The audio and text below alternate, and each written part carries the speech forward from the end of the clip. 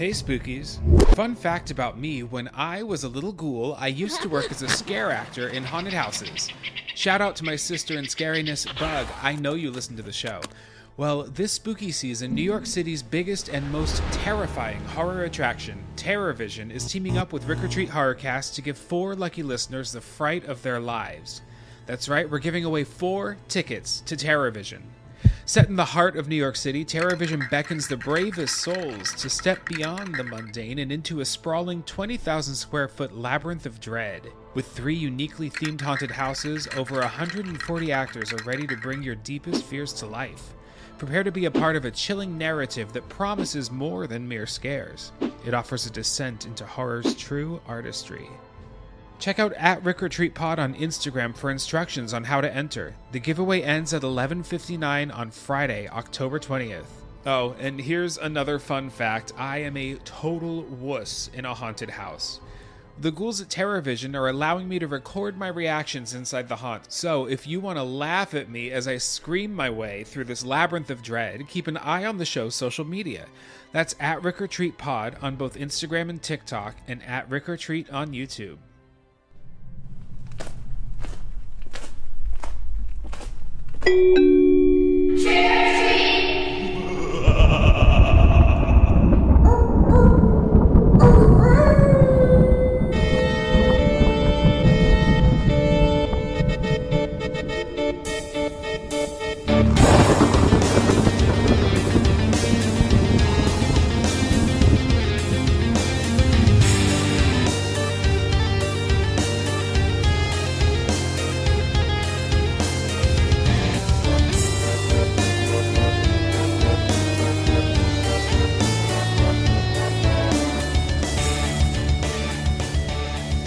Hello, Spookies, and welcome to RickOrTreat Horrorcast, hosted by yours ghoulie, Ricky J. Duarte.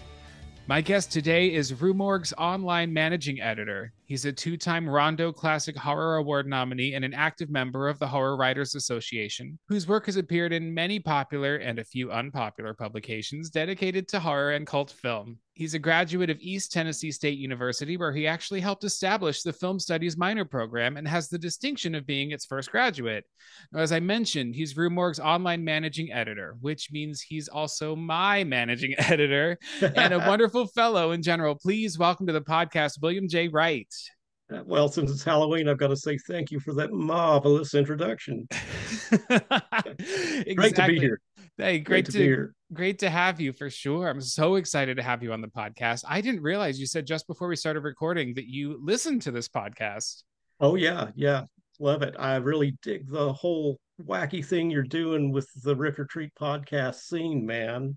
That means so much, man. I'm so appreciative. You have no idea. Oh yeah, I love podcasts in general, but I mean, this one's so well done, and I know you're getting quite a following with it too, and that's really proud of you, man. Good stuff. Thanks. Well, this is actually the 1-year kind of anniversary episode because it launched officially on my birthday, October 3rd of last year. And so my birthday is the same as the podcast's. And welcome to the 1-year anniversary episode of RickOrTreat Horrorcast. Thank you so much, and happy belated birthday. So that makes you how old? We don't have to talk about that. We don't have to talk about that because I'm going to talk about how old I am. Because damn it, I'm old enough to not give a damn anymore. So. I am like, I think that'll be me. Like maybe next year. I'm on the last year of giving a damn. It's so freeing. It's so freeing. I can't wait. I'm going to be 52 this year. Next month. Up. No way. Really? Yeah. Wow. Yeah, I've wasted my life. I don't monsters and horror movies. Come on, you made it to RickOrTreat Horrorcast. You're not wasting. I did. I mean, this is what's after this. I mean, it's all downhill from here. Oh no, man, it's up and up for sure. Well, I would love if you would share with me and the listeners a bit of your story. You write for Rue Morgue. You write horror. You are a horror journalist. Tell us the tale. I will give you the long version of the story, and for that, we got to go all the way back to the Nixon administration. I was born in 1971, and by the early 70s, the original shock theater syndication package was still in heavy rotation on local TV stations. So when I'm around 3 or 4 years old, maybe even younger than that. The first image I remember ever seeing on a television screen was Bela Lugosi in Dracula standing on the staircase. And Nice. at that age, even then, I looked at that and it's like, that's what I want. That's what my life is. This is going to be my obsession for the rest of my life. And being the age that I am, I'm in a weird position as part of this generation as the kids who grew up reading both the original Famous Monsters under Forey Ackerman and also the early days of Fangoria. So there was that transition between, the classic horror movie monsters like Frankenstein and Dracula and the Wolfman, and then the slashers like, Michael Myers and uh, Freddy and Jason and all that. So I kind of grew up with a foot in both of those worlds, which is really unique for folks my age. Now, as far as the writing thing, I love to write independently of horror. Uh, just playing with the language and learning how it works has always been an obsession for me. So I was able to combine those two passions into one. I wrote for my college newspaper, wrote quite a bit about horror films there. And then when I went through a really bad divorce, which was a period of just creative stagnation for me when I didn't do anything. And this was when late 20s, early 30s. And I met a wonderful woman who I've been married to for 20 years now, who opened up my creativity. I wrote a short story called Bedtime Story for a Canadian horror journal called 13 Stories. It was an attempt to kind of write a Lovecraftian story and place it in a domestic context. And just got that published right away, just after, just being with my wife Olivia for a couple of months. And it like really, blew the doors open, so to speak. From there, I got the opportunity to write as a film columnist for, now this is strange, a goth lifestyle magazine that was freely distributed in the Washington, D.C. area called The City Morgue, which is strange because the whole time I was writing for City Morgue, people would say, "So you write for Rue Morgue?" It's like, "No, nah, it's the City Morgue." So finally now I can say, "Yes, I write for Rue Morgue." Nice. And that's when I really started doing interviews. I was also writing for Film Threat after their print magazine era when they were in the original incarnation of uh, the website. And that's when I really started getting into doing interviews with figures in the genre like Reggie Bannister was an early one, and Tom Savini was my first big interview, first thing I got paid for, which was for a short-lived horror magazine called Penny Blood. And it was just one thing after it. Just built it. I built the momentum and kept it up. And during this whole time, I was also in the middle of my backup career in broadcast television, which I spent 20 years in a backup career, which I wouldn't recommend anyone doing. But the whole time I was writing as much as I could for whoever would publish me. And to flash forward about 4 years ago, I was working for the parent company of HGTV and the Food Network, DIY, all those lifestyle TV channels, all that stuff that's, on the television at your dentist office, those Right. shows in network operations. And I was there for 14 years and despised every minute of it. Mhm. The only thing that was really keeping me mentally going was being able to get something published here and there. Also, during that time, I became head writer for Sirens of Cinema, which was a magazine that focused on women in genre film, horror, and sci-fi, and all that kind of thing. But uh, like I was saying, a few years ago, that job came to an end. They were bought out by Discovery. This was all part of the whole David Zaslav nightmare. Of eventually became, the Warner Brothers takeover of this industry, and I found myself without a job, but with a really nice severance package, which allowed me the time. and just I guess time more than anything to sit down and say, hey, I'm either going to do this. I'm not getting any younger. I'm in my mid late 40s, and if I'm going to make a go at doing something in the horror genre, I got to do it now because time, the clock's ticking. And around that time, I just made a concerted effort to write and get paid for it, and that eventually led me to being the horror guy at Alternative Press for about 6 months. And I also started writing for Slash Film. And sometime during that whole period, a friend of mine who is in a band called Blitzkid. Have you ever heard of Blitzkid? They're a horror punk, No, I'm not uh, familiar. very popular, very kind of a misfits kind of thing, very popular in that particular scene. Cool. And they're one of their key members is a guy who goes by the name of Argyle Goolsby. His real name's Steve Matthews, but he works for the Witch's Dungeon up in Connecticut, the big Oh, cool.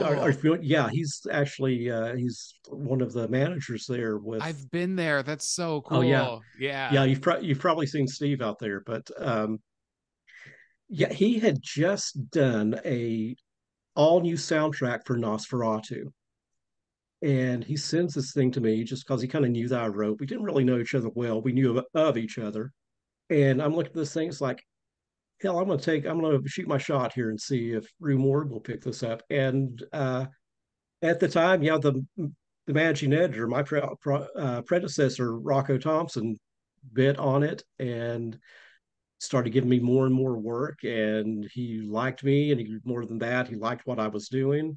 And when he had just kind of burned out from the job, because it's you can really let this job take over your life. Mm. He said, "Yeah, I want to let you know I'm leaving." I'm like, "Well, hell, man, I'd put my grandmother through a wood chipper for your job." And he's like, "Okay, I'll talk to Andrea." And of course, our matron up there in Canada, our Ubasati. Yeah. fearless leader, Andrea, the Yeah. just the mastermind behind the magazine. She rolled the dice on me and took a chance, and here I am. And it's just been a whirlwind of interviews and reviews and meeting writers and hiring writers, and it's amazing. It's like the Peace Corps. It's the hardest job you'll ever love, you know. Wow. And I'm kind of obsessed with it. It's like when you work from home on a job that really doesn't have a schedule, it kind of devours your life. And I'm happy to let Rue Morgue devour my life, because it's just and in my opinion, this was my opinion before, it's the best out there as far as covering horror, just not as a genre, not just movies or books. It's everything from music to uh housewares and domestic Yeah. stuff. It's just they really encompass all the genre as a lifestyle, and I think that's amazing. I don't know if I answered your question, but that's how I got here from there to here. So it starts in '71, and here we are now on the RickOrTreat podcast. You did answer. It's actually a really fascinating journey. I'm like soaking that up as a like a sponge. You took a chance on me. I think I submitted my stuff to you in last December of 2022. So Yeah. it'll be, yeah, coming up on a year of me being able to write for Rue Morgue as well. And I have learned so much since I started writing for Rue Morgue and writing for you. And you're such a generous and patient patient editor to work for.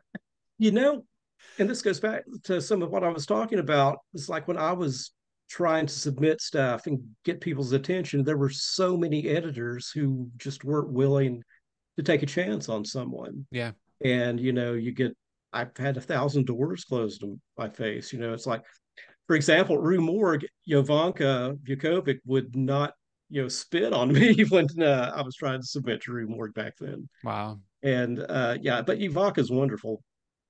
But yeah, and there was always sort of like, there was a brief period in time in the 2000s where it seemed like hard journalists wanted to be rock stars, and there was a lot of ego going on then, and Mm, it was like if you weren't in that in crowd, you couldn't get in. And I've taken a page out of Andrea's book, and that is, give someone a shot. You don't know yeah. what you're going to miss out on. If it doesn't work out, fine. These are grown ups. They can take no for an answer, and maybe that will, spur someone to go out and get better. But take the chance. You don't know what you're missing out on. So that's why I really, really value writers and talking to writers and nurturing talent. Yeah, Well, and again, I want to sing your praises because I really appreciate what you brought to the website. One of the things that I wanted to do with the website when I took over is really expand the scope of what we were doing online, and you bringing in all the theater stuff has just really been a boon for us. And no one really well, now that we're doing it, other people are doing it, but yeah, the Broadway stuff has really been a revolution for us in many ways. it has been an incredible opportunity. I mean, I have been able to interview on red carpets for opening nights. And I did notice when I did The Shark is Broken, the play about the making of Jaws, there was supposed to be someone from Dread Central there, and they didn't show up. And I was like, Yeah, you didn't do this before Rue Morgue started doing this. I mean, Rue Morgue is now, it was a pull quote for a Broadway show's advertisements for Grey House. Like, that's incredible. amazing. And that's good for all of us. I mean, Yeah. And yeah, I mean, it's my quote. So yeah, I'll pat myself on the back there. But it's been incredible to be able to use, I have this dual personality where I'm a huge theater nerd and I'm a huge horror nerd. And those don't always go together, as easily as I might hope. And to be able to use all of this knowledge in both of those fields has been really incredible. And I'm really grateful for the opportunity. horror has such a rich background in theater. From we've Yes. talked about this before. The French Grand Guignol Yep. to the the Horace Liverwright and Pat and Peggy Webling Dracula, and which is really where Bela Lugosi got his start. And Frankenstein plays just a very rich history with horror and theater that's overlooked, sadly, now. And something you've opened my eyes to. I didn't realize there was that much genre stuff going on in theater today. Well, I think they keep trying, and I hope that they do. I think I don't know if I should say this. I feel as though sometimes shows are afraid to publicize as horror.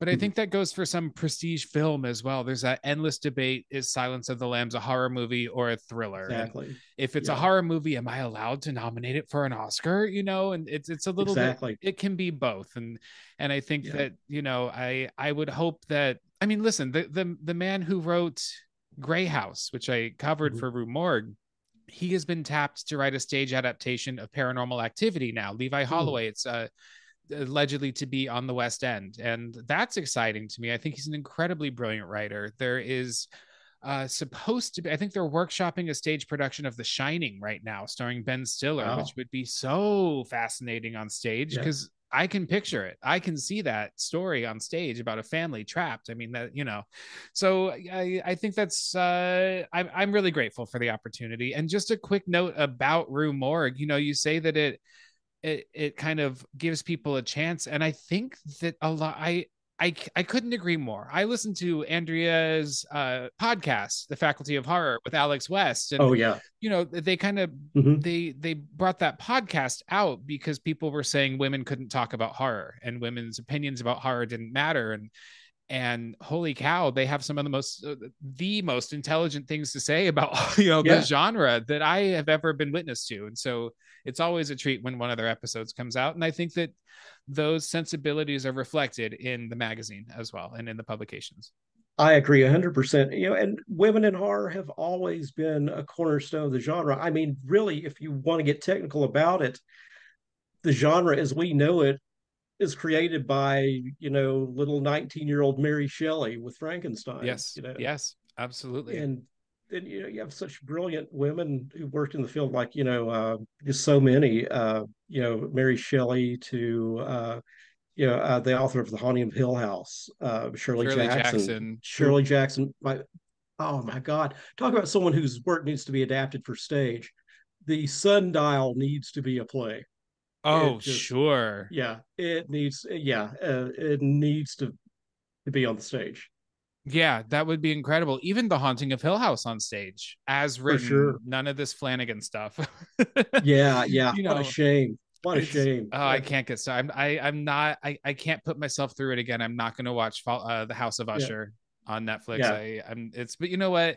But think of like Millicent Patrick, who designed The Mhm. Creature from the Black Lagoon. Have you read that book Exactly. about her? There's a book about her life. I I have can't not remember the read name. that yet, but it's on my list. But yeah, Yeah, she was just so screwed over by the system. I mean, yeah, that iconic image.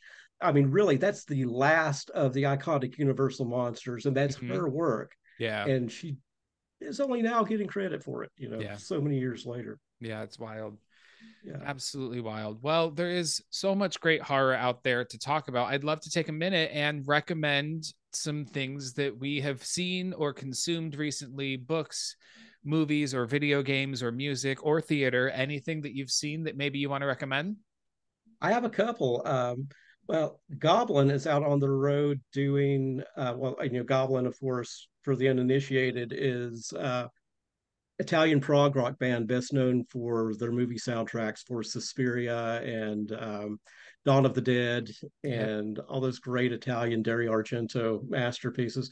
They're out on the road in support of Demons. You're performing Demons live with the film playing behind them. I did not get to see them this time around, but last year they did Suspiria, and it was amazing. I was front row center with my 17-year-old son, and just blown away. I mean, not only to see the film on the big screen, if you're like me, you grew up in the video era and you saw it on VHS. It had been viewed by 500 other renters, Sure. but you've seen it on a big screen, and they're playing a lot of classic old theaters. They played at the Bijou here in Knoxville, which is where I'm from, or where I live now.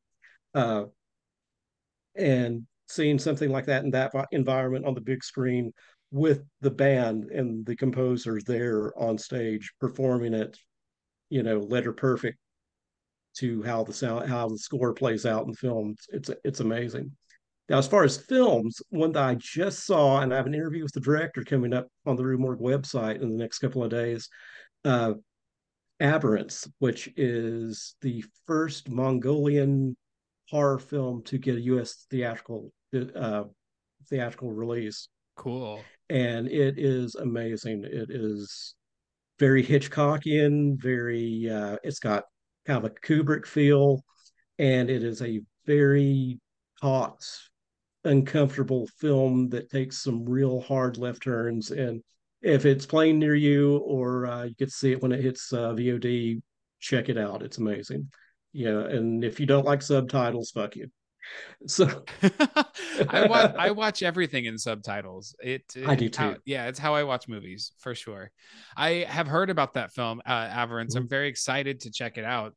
I saw Goblin do Suspiria last year as well on tour, and it was I'd never seen this. I didn't. So seeing that, I met someone in line, my friend Christopher, and we ended up doing an episode about Suspiria because we met in line at the Goblin concert to see it. But it was a great experience. I have to tell you, Jessica Harper was in the restaurant that I work at Oh my literally God. 2 days ago.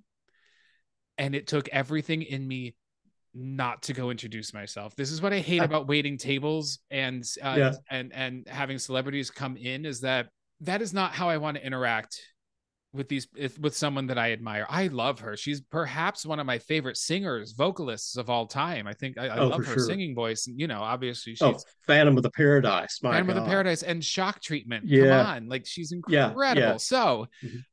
I didn't introduce myself. I don't like waiting on these people and pretending like I don't know who they. It's just a weird thing, like I want to work with Sure. her. I want to be in a movie with her. That's how I want to meet her. But it was just incredible just to, like, I don't know, be in the same room basically.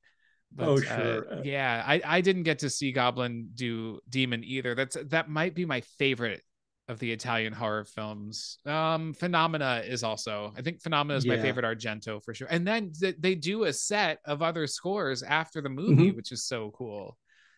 When you saw them, did they slip in that little cue from Smooth uh, Criminal. my, Yeah, Smooth Criminal. Yes, Yeah, it was go back. so Yeah, funny. it is hilarious. Yeah, So good. because they're playing it so straight through the whole thing, and they Yep. slip that in. Yep. It's just great. Claudia Hilarious. Simonetti is just Brilliant. amazing. Brilliant. Yeah. Brilliant. Oh my God. Such a great show. I wish I'd seen Demons. I saw Saw X and enjoyed it. I saw it in 4DX, which I think amplified the experience because your seat moves and it doesn't like just vibrate. You are like on a ride and they spray water in your face when someone gets decapitated, and it's a lot of fun.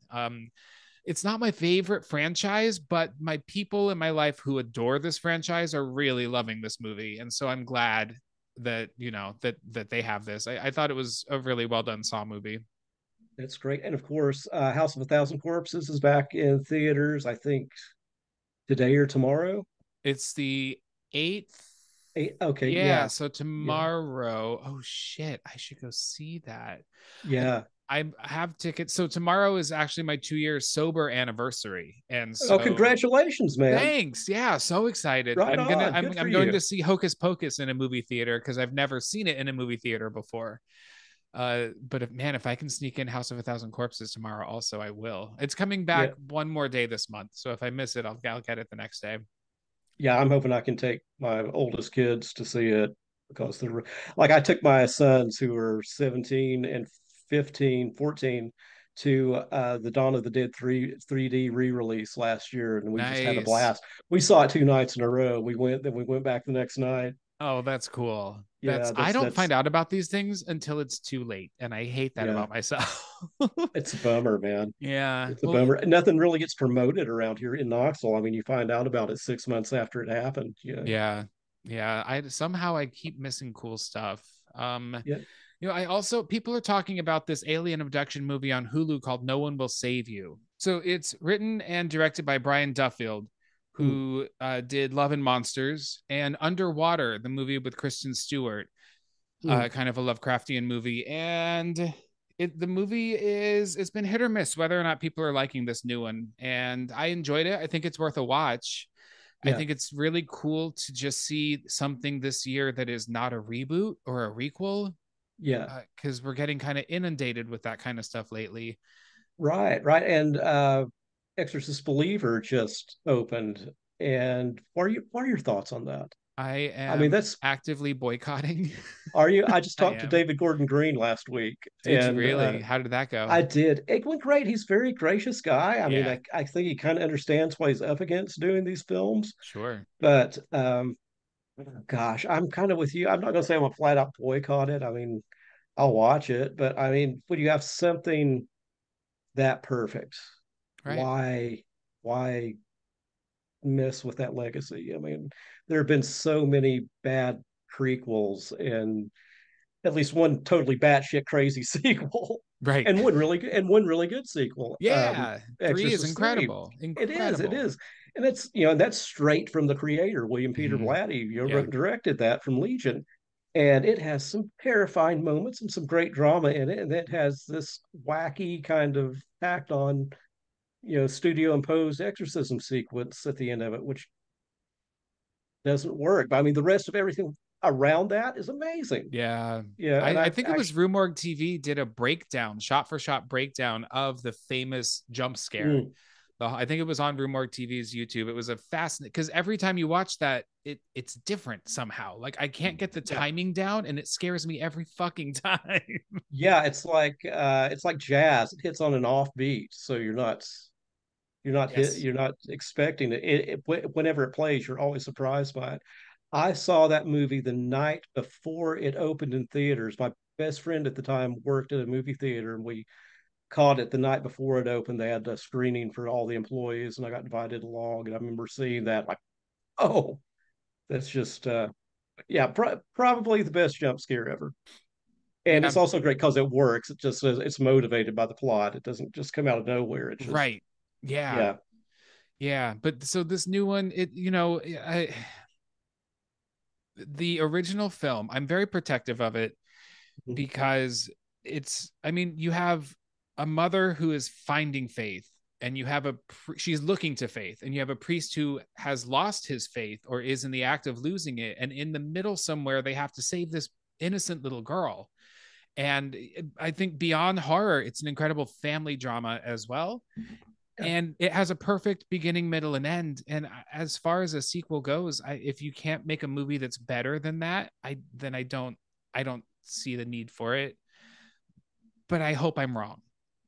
Do you think that The Exorcist, as it was shot originally, if it were released today, would it be successful, or would it fall into that kind of really divisive, polarizing trap that movies like Hereditary and The Witch have hit, Sure. because it's it works as a great cerebral film. It's elevated horror. That's what we would call it today. Right. That's interesting. And we're going to talk a little bit about The Exorcist with the movie that we selected today Oh as yeah. well. But it young people today, and I think this is why they tried to requel it, because they're trying to make it quote relevant again. There are a whole camp of Gen Zers who say that The Exorcist is not scary, and they're adamant about this. And the thing is, I've got a it funny story about The it it Exorcist not it being is scary. scary. Like it Yeah, is it is. It's scary. terrifying. The thing It is is, terrifying. we as audience members, as the medium evolves, we have to evolve with it. And so when The Exorcist came out, no one had seen anything like this before. Now Mhm. there has never and will never be an exorcism movie better than it, because it did everything. And everything since then is a copy. I do think The Exorcism of Emily Rose was probably the only other exorcism movie that here's my thing.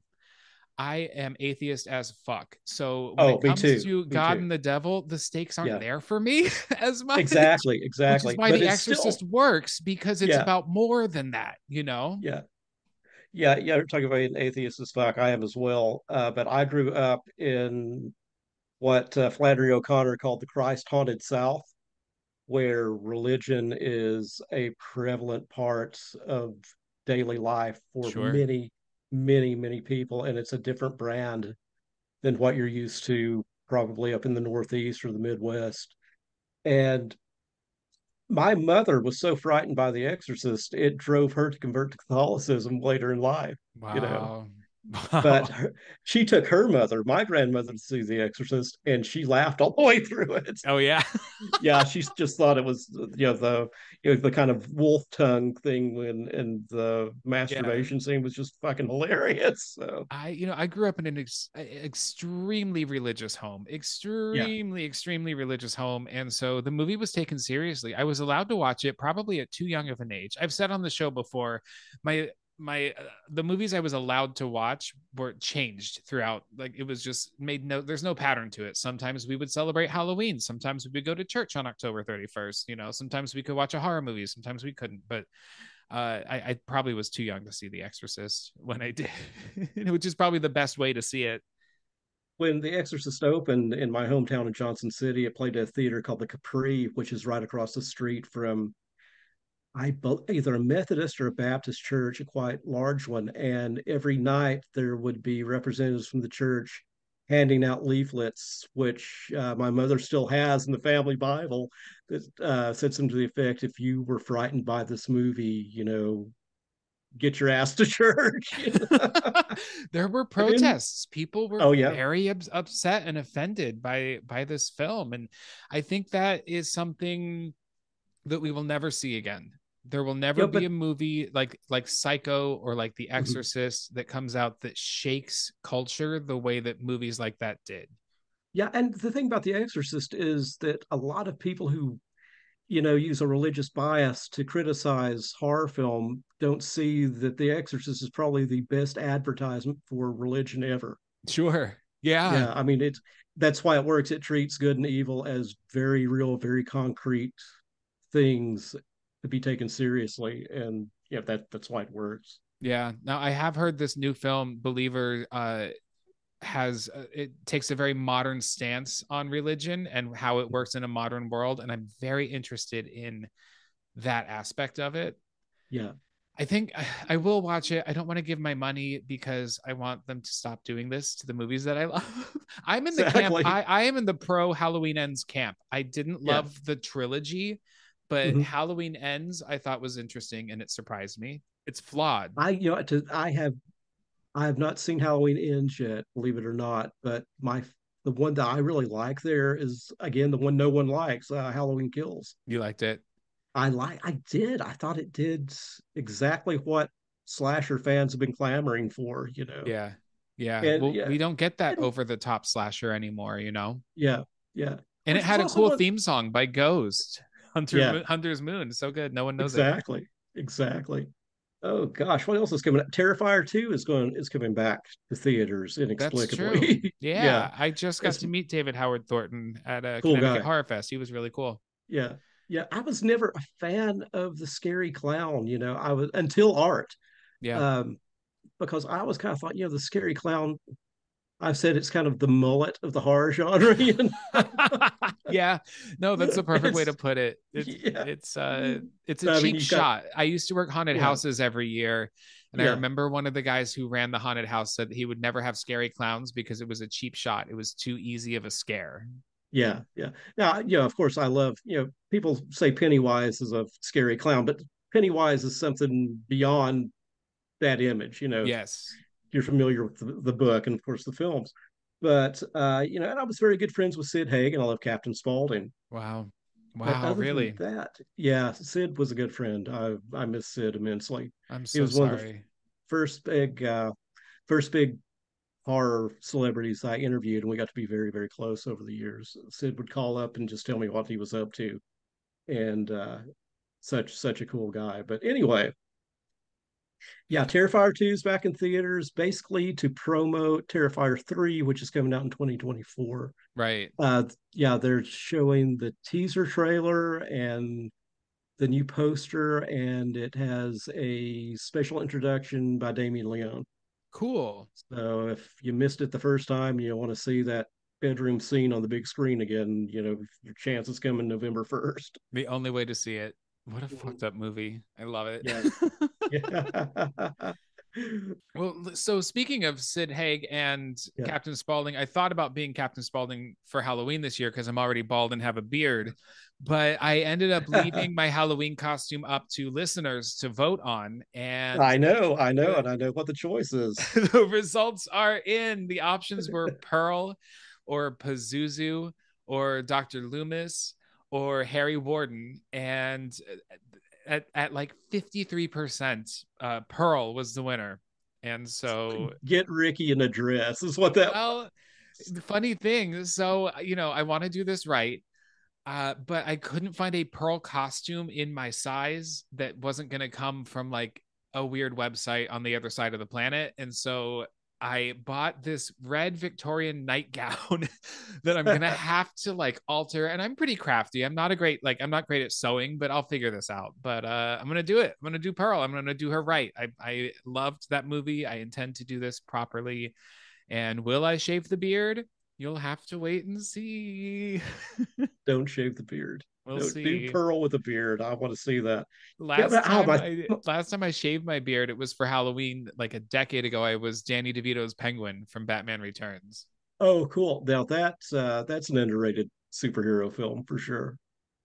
For Yeah, sure. that's the weird one, and that's probably my favorite of that particular run of those films. My thought was, I was going to ask, we were talking about people that we've spoken to. Do you get starstruck? I mean, you were talking about Jessica Harper.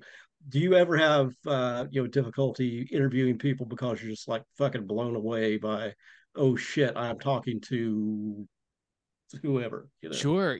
Laurie Metcalf, when I interviewed her for Grey House on Broadway, I had been told that she is not a fan of speaking with the press. And I Hmm. was kind of told, don't be offended. It's not that she doesn't want to talk to Ricky. She doesn't want to talk to Ricky, the journalist. And so Right. didn't know what to expect. And I thought I was in the lineup across from the step and repeat, and I thought everyone was going to come out the door on the other side of the red carpet, and it turned out they came out right in front of me. So I was the first person that everybody came to, and so I was the first person to talk to Laurie Metcalf, which just made me even more terrified. And I didn't know how to bring up Scream 2 Yeah. because here's my thing when I speak with these actors about horror, I coming from an actor background, am able to kind of bring up points that I think that maybe they're not expecting me to. Like with Laurie Metcalf, I brought up the rehearsal process, and I brought up Mhm. finding comedy in the text, or was that there? Did you, and I think that took her aback and kind of lightened it up a little bit, because at first Yeah. she laughed when I told her we were a horror publication. She didn't know that they were going to take that route with with publicity quite yet. And then once my review came out, I feel like they changed a lot of their advertising to be more geared toward horror once they realized that horror people would like this play. But anyway, yeah, I Mhm. was real nervous with her, but she was nothing but nice. She was so incredibly kind. And then at the end, I snuck in my uh Mrs. Loomis comment, and she laughed, Oh, and we had that moment. But I think that's the only one that I've really freaked out. Christian Slater got really close to me and looked me right in the eyes, and I swear to God, I thought we were in love with each other for about 30 seconds. hey, I'm a straight guy, and I'm in love with Christian Slater. I grew up with Heather's and Pump Up the Volume, and I thought that dude was just cool as a moose when I was a kid. He is, and he was so Yeah, nice. He was very, very nice. So, yeah. yeah, those might be the two for sure. What about you? I interviewed John Waters recently, and that I was loved kind of, that interview, by oh, the way. thank you so much. He's such a cool guy, great to talk to. He gave me, I called him at his vacation home, and he said, "This phone's not very good. Here's my cell phone number." So now I've got John Waters' cell phone number. It's That like, is so this is, cool. yeah, this is my ring. It's my precious. I just get out and look at it sometimes. I could call John Waters Oh today. yeah. That's That was so a cool cool. interview. Yeah, he's very conscious of the WGA strikes over and the SAG strike. And at the time, he said, "Now we're talking about me as a director now." So he's very respectful of maintaining those boundaries Good. and not crossing those lines. I thought that was very impressive. The one thing that I wanted to talk to him about, but and I totally understand why he didn't want to talk about it, was he's very good friends with Leslie Van Houten of the Manson family, Mm-hmm. and she's recently released, and I was interviewing at a time when that was really fresh news. I really wanted to get a quote from him, but apparently because of legal issues and only her lawyer is allowed to make statements, he couldn't talk about that. But Interesting. yeah, it was, yeah, such a hilarious guy. And when John Waters starts talking, let him talk, let him go, Oh man, yeah. because yeah, he's everything you want him to be. Yeah. And which brings me to another story. I know you interviewed the guys from Monster Makeup who did Saint Drogo and Death Drop Gorgeous. Yeah.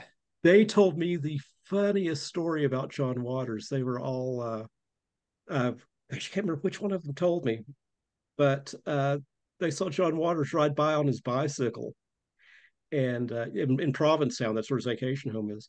And one of them, poked the other and said, "Hey, it's John Waters." And John Waters looked at him and went, "Huh." Just kind of just dismissive.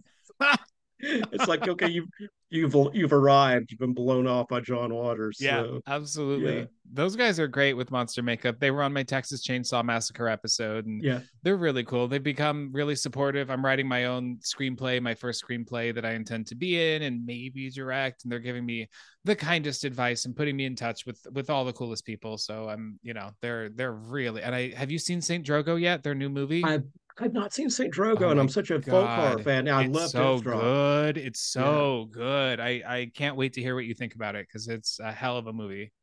those guys.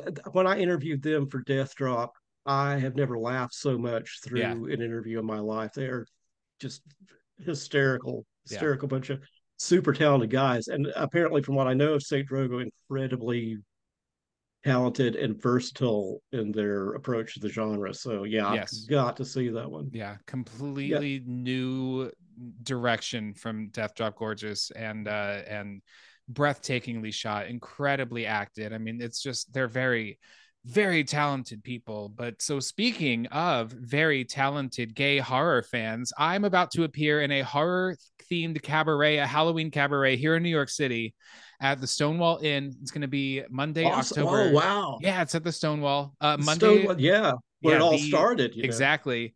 Yeah. Monday, October 30th. The show is called Scream and Shout, Mhm. and I will be putting together a song medley and strip tease inspired by one of everybody's favorite slasher icons. So I'm bringing back my burlesque days. I'm dusting off my tassels, and I'm trying to find the song Dream Warriors in a key that is manageable for me to sing, because holy shit, that song is hard.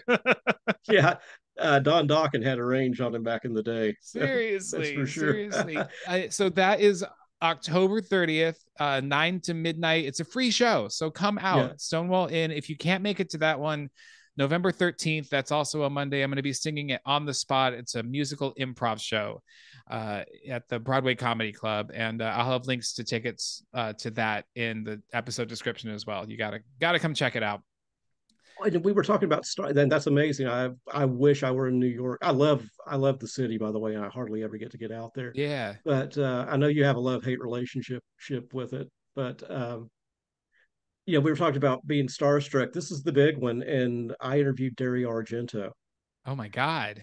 and yeah, it's like you're sitting down with God, Yeah, for you sure. know, and that has not come out yet. That will be coming up soon. I can't give a specific date, but there is an Argento interview coming to Rue Morgue. Is that going to be website or in print? That's for website. That's an interesting story Cool. why it's not print that no one would be interested in unless they do magazine stuff. But yeah, Argento was amazing, and we did it through Argento. Does not speak English, so we did it Right. through a translator, and it was incredible, incredible. Talk to him from Rome via Zoom, like we're doing right now, and again, that's someone who is everything that you want them to be. I've rarely had bad interview experiences. Uh, Bad ones tend to be like the smaller the star, the worse the interview. I've interviewed back in the early days, I interviewed some, like backyard movie scream queens who, thought they were Beyonce. And Right. yeah, and but I find that the bigger, oftentimes, the bigger stars are more gracious in a lot of ways, which is very counterintuitive. I haven't had a bad interview yet. Al Roker was not excited to talk to me on a red carpet, but he wasn't rude. I think my first interview for Rue Morgue was for the Children of the Corn requel, and the director Kurt Wimmer. I think that he had just had a really long day of like Zoom press junket, and by the time he got to me, I think was not as excited to talk to me as I was to talk to him. But we had a great talk anyway. Yeah, and going back to, we're talking about the is it horror or not? Is it a thriller? Silence of the Lambs and The Exorcist and all that stuff. I was on the line to interview Ellen Burstyn for this new Exorcist film, and she turned us down. Oh We were right no. there. Yeah, and she's doing a lot of press for it, but she did not want to do quote unquote genre press, which is like, Oh I thought that's a bummer. It's you do realize you're in a horror film, right? yeah. Yeah, That's disappointing, but maybe not yeah. surprising. It's like, But yeah, I'm it's sorry you like, come missed on, out. lady. I know your Renales didn't live here anymore, but Uh, come on. Yeah. all right. Well, hey, we have a whole movie to talk about. Why Yeah, don't yeah. we get Great one. into it? Let's go Rick-or-treating after this commercial break. Hey, Spookies. Like many of you, I'm a big collector of horror VHS tapes. Some of my favorite titles include Night of the Giving Head, Buffy the Vampire Layer, Grabbin' in the Woods, A Wet Dream on Elm Street, The Last Whorehouse on the Left, Evil Head, The XX Exorcist, and The Midnight Meat Train. However, after playing them over and over and over and over, I found that the quality was becoming less than satisfactory, and I began having trouble fitting those tapes into my slot. My VCR slot, that is. Well, not to worry. All new Anonymous Head Video Head Cleaning Solvent from Pigpen does the trick. Pigpen's Anonymous Head Video Head Cleaning Solvent is guaranteed to get rid of all your video head problems with its strong formula and potent reliability.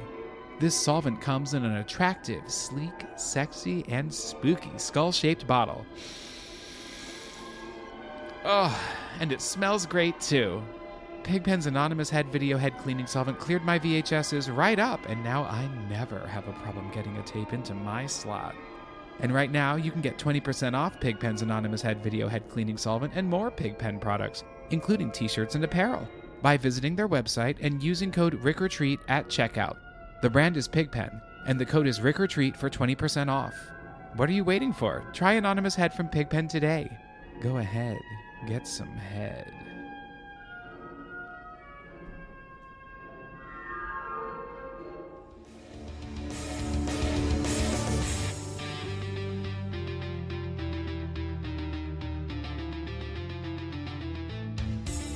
Today we are talking a incredible addition to the Halloween-themed horror movie subgenre. We are talking 1992's British made-for-TV movie Ghostwatch. So let me give a little bit of backstory about why we selected this movie. I have been accused of only talking about movies that I love on this podcast. But fuck it, it's my show. I'll do what I want. But it kind of negates my little rating system at the end of every episode because I love almost every movie that I've talked about so far. So William made a suggestion of a couple movies that they were on my radar, but I actually had never seen them before. One was Something Wicked This Way Comes, or Ghostwatch. And I have wanted to watch this movie for many years. It was on Shudder a couple of years ago, and I didn't sit down to watch it. And, you know, it's been, I've known of it. I just haven't known that I really needed to sit down and watch it. And I'm not even going to beat around the bush. Like, this movie scared the hell out of me, William. And I didn't expect it to. What is your relationship to this movie? Ghostwatch was, like I said, I've worked in broadcast television for a long time, and many moons ago, I was overnight master control operator at a local CBS affiliate in my hometown, which gave me a whole lot of time to write and fuck around on the internet. And I'm just looking at movies one night, and this is, the internet's not what it was now, but back then. And I read about Ghostwatch on some obscure little horror blog about how it had this incredible effect on people who had saw it, and it had was really a huge controversy in England, and it's absolutely terrifying. And I became obsessed with it. And then a few years later, I got my hands on a bootleg of it, and it 100% lived up to its reputation. Yeah. Since then, it has really taken off because people with, fond remembrance of it, and celebrating it for what it is on the internet, it's become, more and more well known. And it 100% works as a piece of horror. And it is also one of the most brilliant uses of media and manipulation of what we think about media and what we perceive as news and fiction. Uh, amazing film, written by a very talented horror writer by the name of Stephen Folk, who has actually written a sequel to it, which is freely available on his website. It's I called heard, yeah. 3110. Yeah, Yeah, yeah. yeah. So, do you want to get into the plot of Ghostwatch or the background Well, or? yeah, I kind of want to go over the Okay. background a little bit. You said, yeah, Stephen Volk wrote this. Did you see The Awakening, the ghost film? Yes, So yes. good. Stylish. Yes, Yeah, very. And so he has written a lot of kind of supernatural themed and genre work, and this was intended to be a 6-part series on BBC following a documentary crew, like ghost hunters basically, who would then, in its final 6th episode, team up with reporters to investigate a haunted house. Producers really didn't think that was 6 episodes worth of stories, so they said, why don't we just do your last episode? Why don't we combine right. ghost hunting with reporters?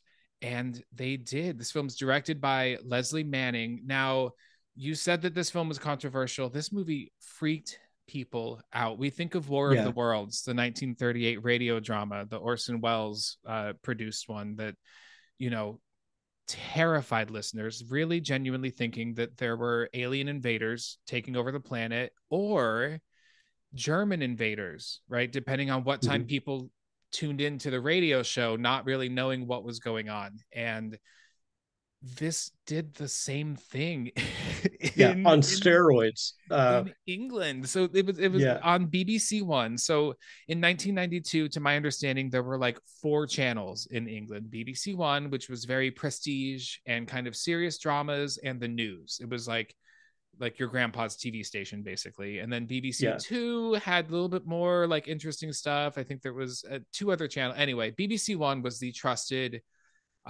channel that was a little. yes, It was just no nonsense, right? right, But they decided to broadcast this using real newscasters that the public would recognize and presenting it as though it were a real actual program.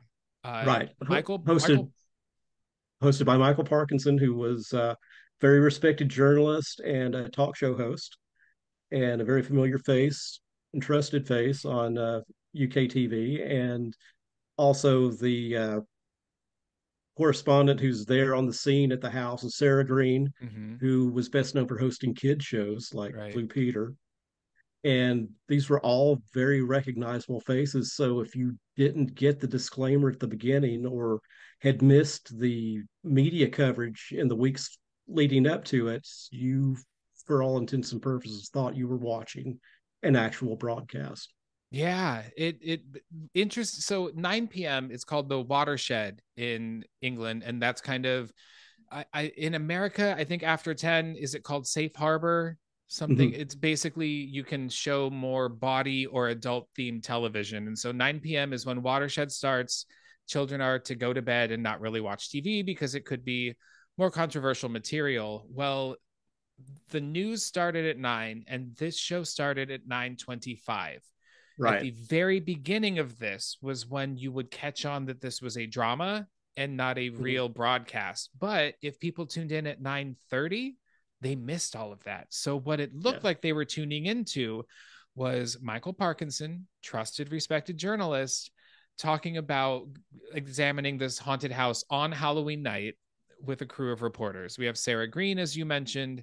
Mike Smith is her husband in real Mm-hmm. life, and he's manning the phones. They gave people the phone number to the BBC to call and share their own ghost stories. So now you have people thinking that this is real, trying to get a hold of the BBC, first to share their ghost stories and eventually to complain because it got very scary very fast.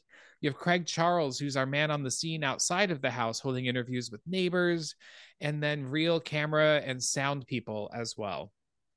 Right. And of course, Craig Charles is very popular comedic actors on the cult sci-fi show Red Dwarf. Uh, it's an incredible piece of media. It's terrifying. And going back to the phone banks, it crashed the calls. There were five people manning the phones at the time, and they crashed the BBC switchboard. There were, I think, 20 to 30,000 calls came in. Yeah, So when you called in, you did not get the message saying that what you're watching is a work of fiction. right. You Because you know, couldn't you get just through it got all. you couldn't get through it all. So yeah, this is one of the most highly watched, one of the most watched BBC programs at the time. So there are millions of people watching this, wondering what the hell is going on. Now, I think what we probably need to do here, for the uninitiated, is really get into the story Absolutely. of plot. Yeah, and then we'll Absolutely. get more into the controversy and the fallout. And there was quite a bit of fallout. Yeah, for sure. All right, so we are going to get into Ghostwatch.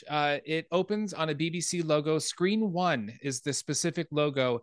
This is literally the series of like drama television, scripted television, prestige scripted television. So it's under that banner, but people either didn't notice or they tuned in late. And so there's even a written by credit at the very opening of this, but people didn't catch on, genuinely thought that this was a real telecast. So we get the title card Ghostwatch, and Michael Parkinson himself warns audiences that what they see may disturb them. And he describes that over the last 10 months, there is a house in question that's been the center of ghostly or poltergeist activity.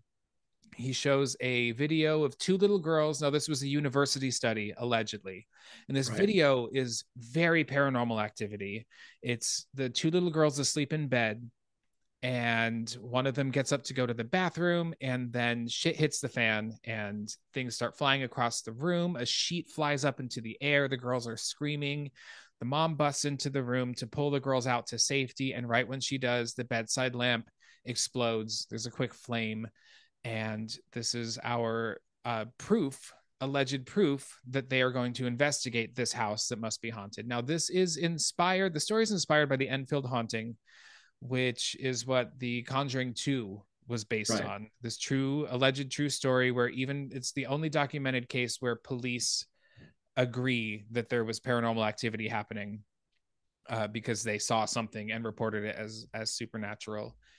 So we from there see a Ghostwatch team, and they're stationed outside the house. There's floodlights on this house, and it's established that it's a live telecast, and there's barricades with kind of neighbors and people watching this. And so Parkinson is back in the BBC studio, not at the house, right? He welcomes Right. viewers to this live telecast on Foxhill Drive in Norholt on Halloween night. And the hope is to show irrefutable proof that ghosts exist. He introduces Dr. Lynn Pascoe, who is our supernatural expert. And she's been working with this family for about the last 8 months. And they're going to be taking calls from viewers in the UK and some people in America to hear their real life ghost stories throughout this broadcast.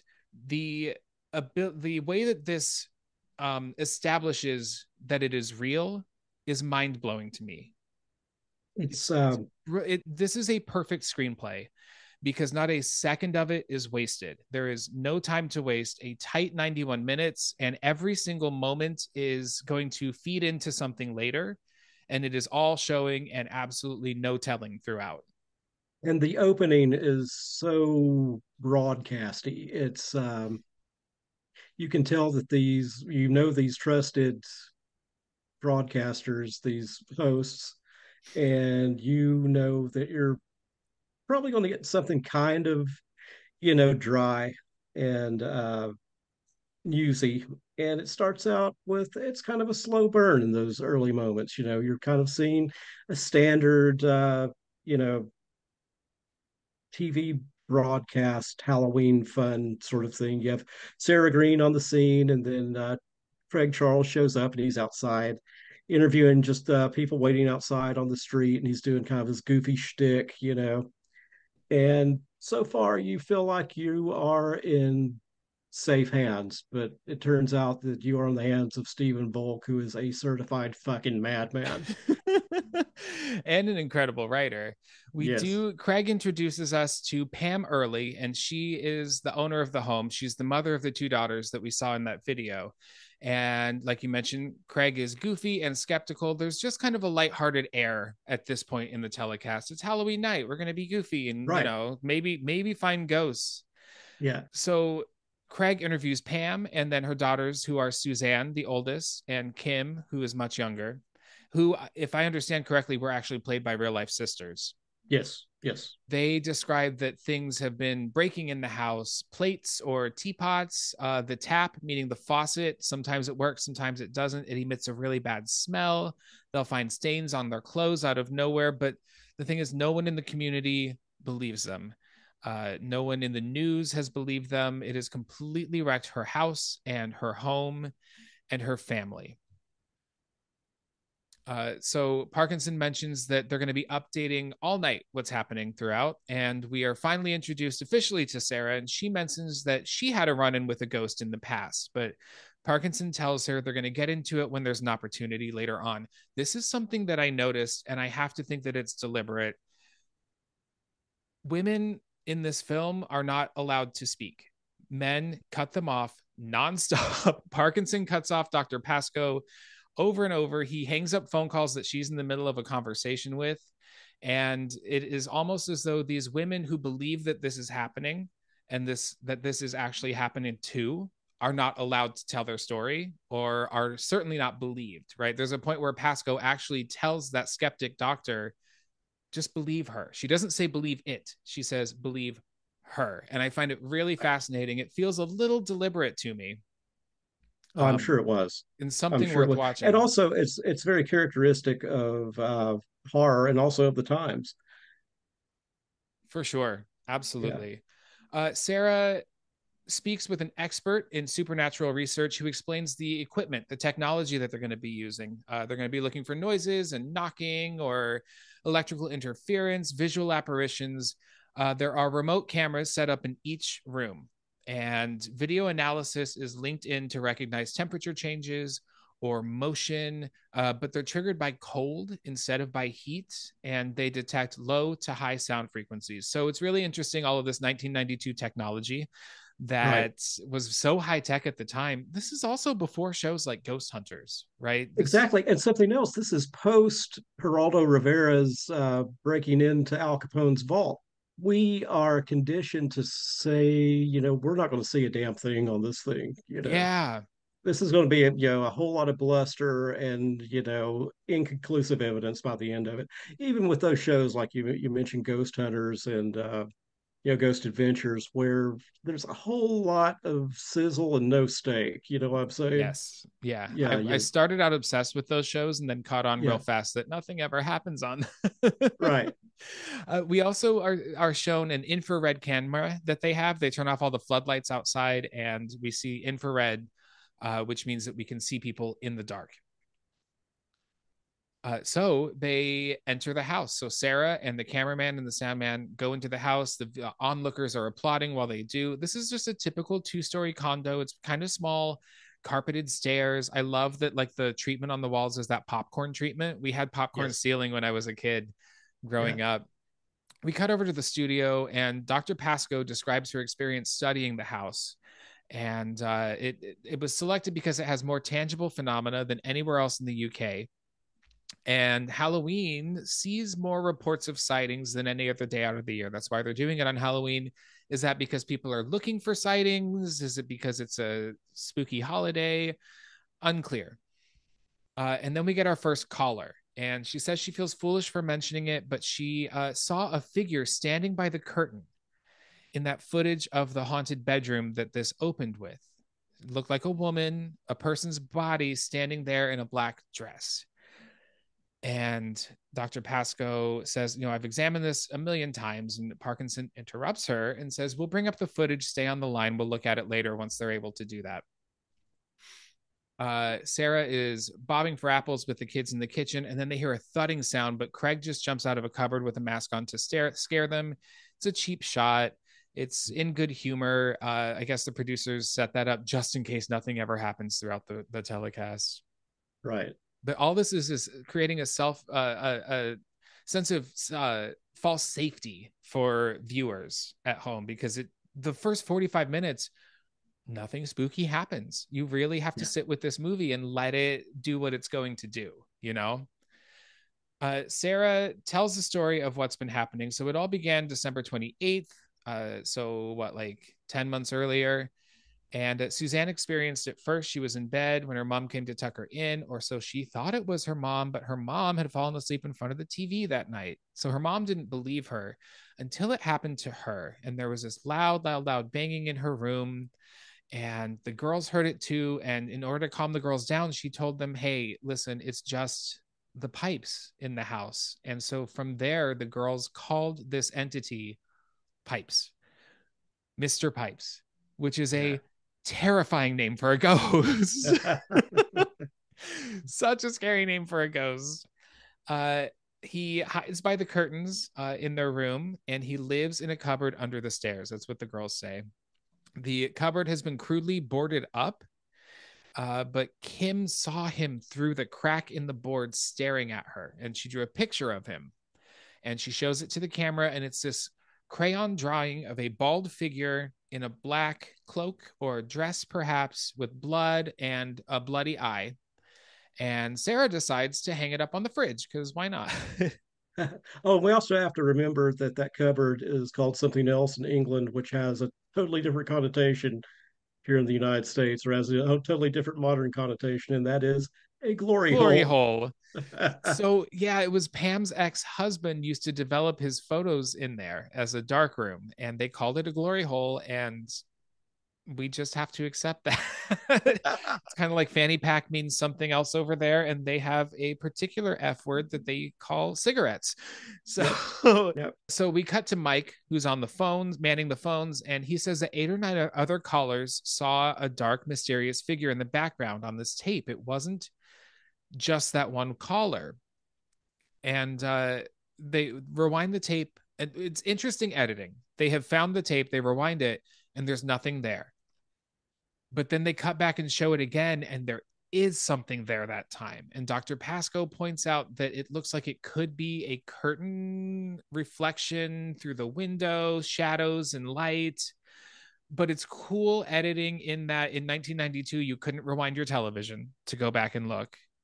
And they'll show it at one time and it's definitely visible, and then the next time it's not there, and then it's there again. And it's starting to plant the seeds of something is not right in this house. But the humor is still good. They're still kind of cracking jokes about it. Yeah. It's still all in good fun, and that's about to change in short order. Yes. Yeah. Now Pam mentions that she got locked in the glory hole once, and she felt someone like a man breathing right up against her face, and his breath smelled like rotten cabbage. Now, she wrote to the council to try to move them to a new house, but a social worker said that they all needed to see a psychiatrist. Newspapers wrote humiliating headlines, and they were just out to make them look crazy. No one would believe them. So she went to a TV talk show, and it turns out Dr. Pascoe saw them on TV, and that's where she offered to help them. She has had experience with an aggressive poltergeist in Germany a couple of years ago, so she knew what that could do to a family. Now, Pam is taken out of the house. The mother's taken out of the house and put into like a mini studio in the news truck. So she's now separated from her children. And she says that she agreed to have the cameras in the home on BBC to show everyone what's happening because the girls are getting teased at school. And she also wants people who are experiencing these things at home to know that they're not alone and they're not going crazy. So we get a phone call from a viewer that tells a story about how badly she was affected by a ghost, where she found out that a boy had died in her house. We get these throughout, these quote real phone calls, which is what people were calling to try to do, but the phones were jammed in reality. Turns out that Dr. Pascoe has written a book and made a short film about this whole case, and actually got a voice recording of Suzanne, the oldest daughter, speaking in a voice that is not hers. And it's on tape, and they play this tape, and starts out with the sounds of dishes shattering and a chair, it scoots across the chair and everyone's screaming. And then suddenly Suzanne's voice changes into this deep, scary, demonic sounding voice that's kind of reciting nursery rhymes, right? Round and round the garden like a teddy bear, fee fi fo fum. Really, really frightening. While we are looking at Dr. Pascoe listening to this tape, behind her, a figure is just standing. Did you notice this? Oh yeah, yeah. There's so many of those moments, Oh and my yeah, God. yeah. That's a great moment, but it's not my favorite moment like that in the film. We'll get to it though. Tell me what it is when we get to it. I This will one, it's an definitely. interesting thing because they're not in the home. This is in the BBC studio. So Yeah. you're looking behind her, hearing the scary voice, and you're like, is that a fucking ghost in the studio? But it's so well crafted because you still don't know what's happening in this series in this presentation yet. You don't know if it's real or if it's fake, and you don't know why there would be a ghost in the studio. So they then speak to Suzanne about marks that have appeared on her face. And it started back in July. She'd wake up and it'd feel like someone was all over her. And we see an image of her covered in scratches on her face. And Dr. Pascoe mentions that she had seen them appear in front of her eyes multiple times. And it And seems like because Suzanne is a female approaching puberty, she's the perfect template for these manifestations from a poltergeist, like statistically. Now, Parkinson introduces Dr. Emilio Silvestri, who is phoning in. He's like on video call from New York, from the BBC studio in New York City. And he's a skeptic and does not believe in ghosts. And, he says Suzanne could have scratched herself with her own fingernails. There's nothing on this footage that couldn't be faked. They can use wires. And this is when Dr. Pascoe says she's not lying. Believe her. And we cut to Sarah, who's now playing a board game with the girls. This will be important later. She then tells of her own ghost experience, and it's like a lovely, nice experience, and she's excited about it, right? It's kind of what made her want to do this, because she had a lovely experience with a ghost. It's kind of a nice validation of the afterlife and spirituality, and she feels like she helped it. Yeah, exactly. Now, Kim wants to go to bed. She has a stuffed bunny that she carries everywhere called Bubby. Pam is still out in the mini studio. The mom is still out in the mini studio. So she says goodnight over a monitor to her daughter. And Dr. Pascoe tells her there's nothing to be scared of. Parkinson then asks Pascoe, do you really believe that? And I like her response, because she said, like, she points out the weather and the tides and how those are both forces that can harm us, but we only need to understand them to avoid the harm. Which I thought was a kind of cool way to explain, should you be afraid or not of these, supernatural forces. Sarah mentions that it's really cold in the house, and she goes to make some coffee. The sound guy remarks that he thought he had heard an animal scratching its feet. And then the cameraman mentions that his watch stopped right before they went on the air. And then we get another personal account from a ghost, and Craig is then shown outside, and he's jogging down the street to speak to a woman who's standing outside of a playground. And members of the community are kind of gathered behind barricades, and he speaks to these two women. They live across the street from the Earlys, from the family. And one night they heard banging, and so they invited the family over. And apparently the Earlys come over quite frequently when things in the house are getting too frightening. And they tell a story about how bad things have been happening in this area for a while. A young girl went missing, and there was a 5-year-old who was knifed. And then they tell that one of their youngest sons, Gary, ran into the house after finding a dead black lab in this playground that had been cut open, and it was pregnant, and there were fetuses spread all over the ground. Now, this is television that is supposed to feel safe for audiences to watch, and this is where it starts to get pretty upsetting. And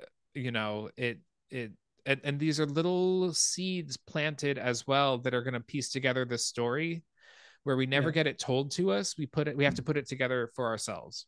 And here with the Black Lab story, we're getting into something else that was very important in the 90s, and we're getting hints of the satanic panic. There's something ritualistic going on here that's maybe the root of this paranormal activity.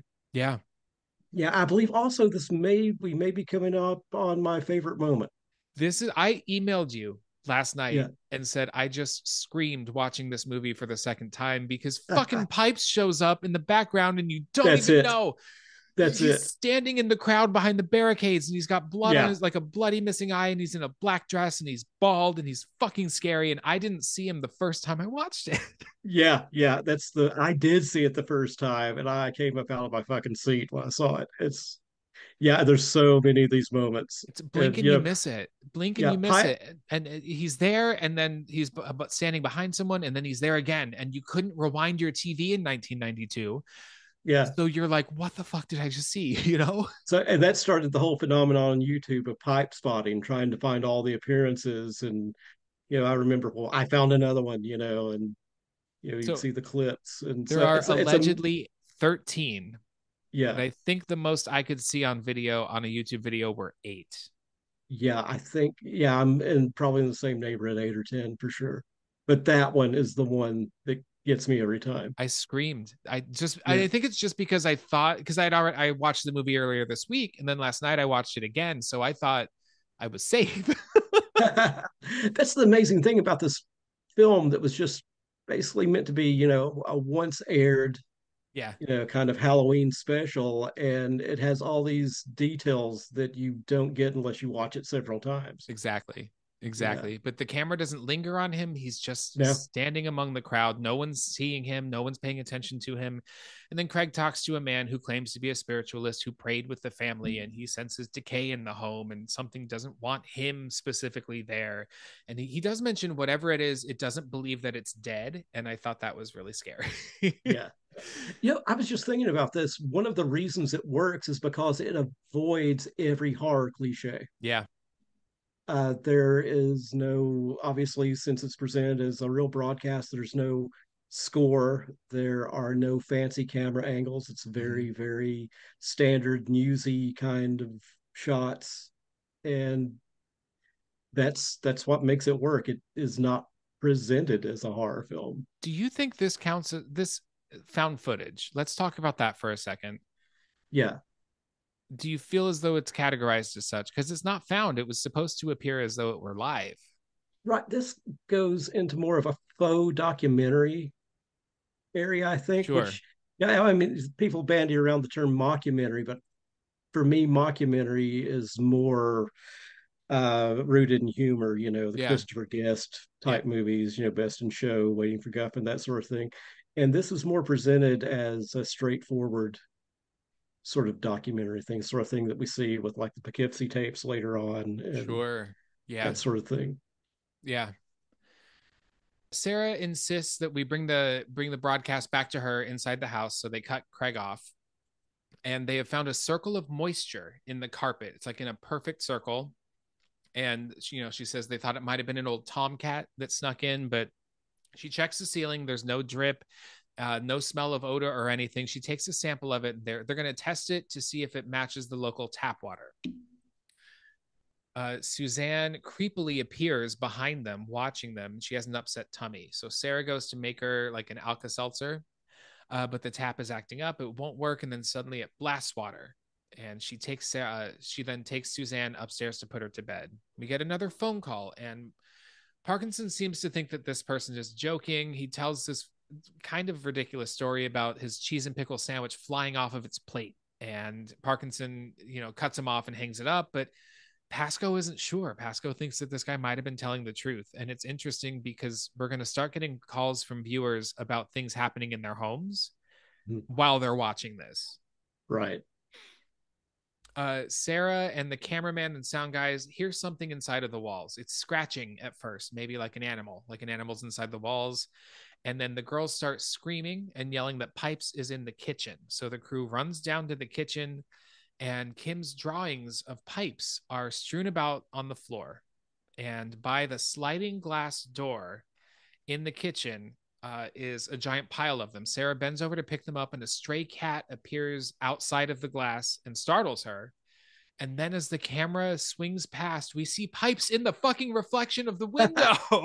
And again, here they actually have used a horror trope there and then subverted it. The classic cat scare. Yeah, yes, Yeah, exactly. I thought of that. yeah, Yeah, kind of the yeah, the way overdone, but used here pretty cleverly. It's almost like yes. a wink to themselves, right? Because Right, they're the right. ones who know that this is fake. Yeah, it's a little misdirection and it's brilliant. Now suddenly there are sounds of pounding coming from upstairs, and Parkinson, I'm going to start calling him Parky from now on, because that's what the British public affectionately calls him. Parky tells Sarah to stay downstairs because Suzanne has gotten out of bed, but she hasn't appeared on the landing in the staircase yet. Right, so she's not Right. showing up in the camera on her room, but she didn't walk, like, she when she walked out the door, she didn't show up on that camera. So where the hell is she? Pasco insists that they pan one of the cameras kind of over and down, and then we see that Suzanne is actually banging on the walls with a hammer herself, making these And banging noises. and at this point, everything we've seen prior, we begin to discount a little bit. Yes, exactly. And And this also goes back to the infield poltergeist where one of the girls was caught bending spoons right. and possibly faking some of the evidence. Yeah. So now maybe we're in safe hands again. We're not. We're not. Not even close. Yeah, Suzanne is embarrassed and frightened that she was caught. She says on camera, "It wasn't me," which I think is going to come into play a little bit later. We cut to Pasco and Parkinson, and he addresses the audience and he says it looks like this was all a hoax. But Dr. Pasco still doesn't buy it. She insists that they faked that because of the pressure to produce some kind of proof, right? She has right. been present in the home for this activity. She's seen things explode. She's seen scratches appear on Suzanne's face. And Parky asks her, did you do this? Or are you scratching yourself? Are you the one behind all of this? And then Pam, the mom, enters and hugs her and she defends her daughter. And Suzanne admits that she lied because she was scared that Sarah and the crew and Dr. Pasco would leave them if they didn't produce some kind of proof. I think one of the things we have to talk about with the mother and the girls is how natural they are on camera. That Incredibly. these do not look like performances. These look like kids in inexplicable, scary circumstance. Yeah. Incredible casting. Incredible. Yeah. The newscasters I might be able to um I think it's fascinating that because they're typically reporters. I think it's fascinating that they were able to pull this off so Yeah, well. they do tend to, maybe not even, tend to would be the proper words for that. They kind of play it up a little bit. It's sort of a little bit of a heightened Sure. newscaster, almost like a newscaster playing a newscaster. Right, right. But Parky seems to rein it in a little bit. I think he comes off Yeah, best I do among too. all of them. I think Sarah Green at times is a little stagey, but Yeah. I mean, once you buy the premise, you're in for the deal.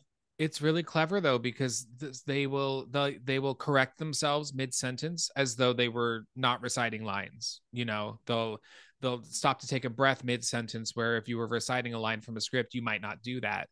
Yeah, they stumble over their words, they Yeah, a stutter. lot of it Yeah, comes off really naturally, and that might be because they were just taking a take that didn't go perfectly, but it came off yeah, naturally, right? yeah. I wouldn't imagine they had very many takes on this at all. I think they would definitely be looking for that first Yeah. take spontaneity. Anything else would ruin it. I'm curious if there was much improv as well. Yeah, I would say there's plenty. I don't think maybe any of the Parky and Pasco stuff might be improv, Right. but I think stuff in the home might have been, you know. Definitely, definitely. And speaking of which, I just saw a terrifying figure behind you, Ricky. Don't do that. Come on, it's my cat. Yeah, yeah. My cat Renfield, he always likes to say hi.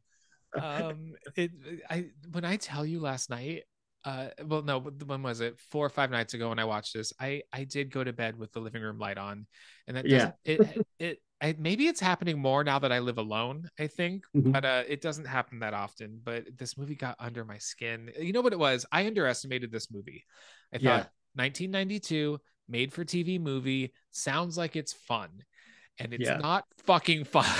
It It's a mean movie. is. It's mean spirited as hell. It's just, yeah. Yeah, yeah. It's oh God, I've got a quote here from the one of the legal cases that was brought against it that kind of sums up what I think the spirit behind the movie is. We'll get into that when we get into the aftermath. Oh, I can't wait. I can't wait Yeah. because the aftermath is very real.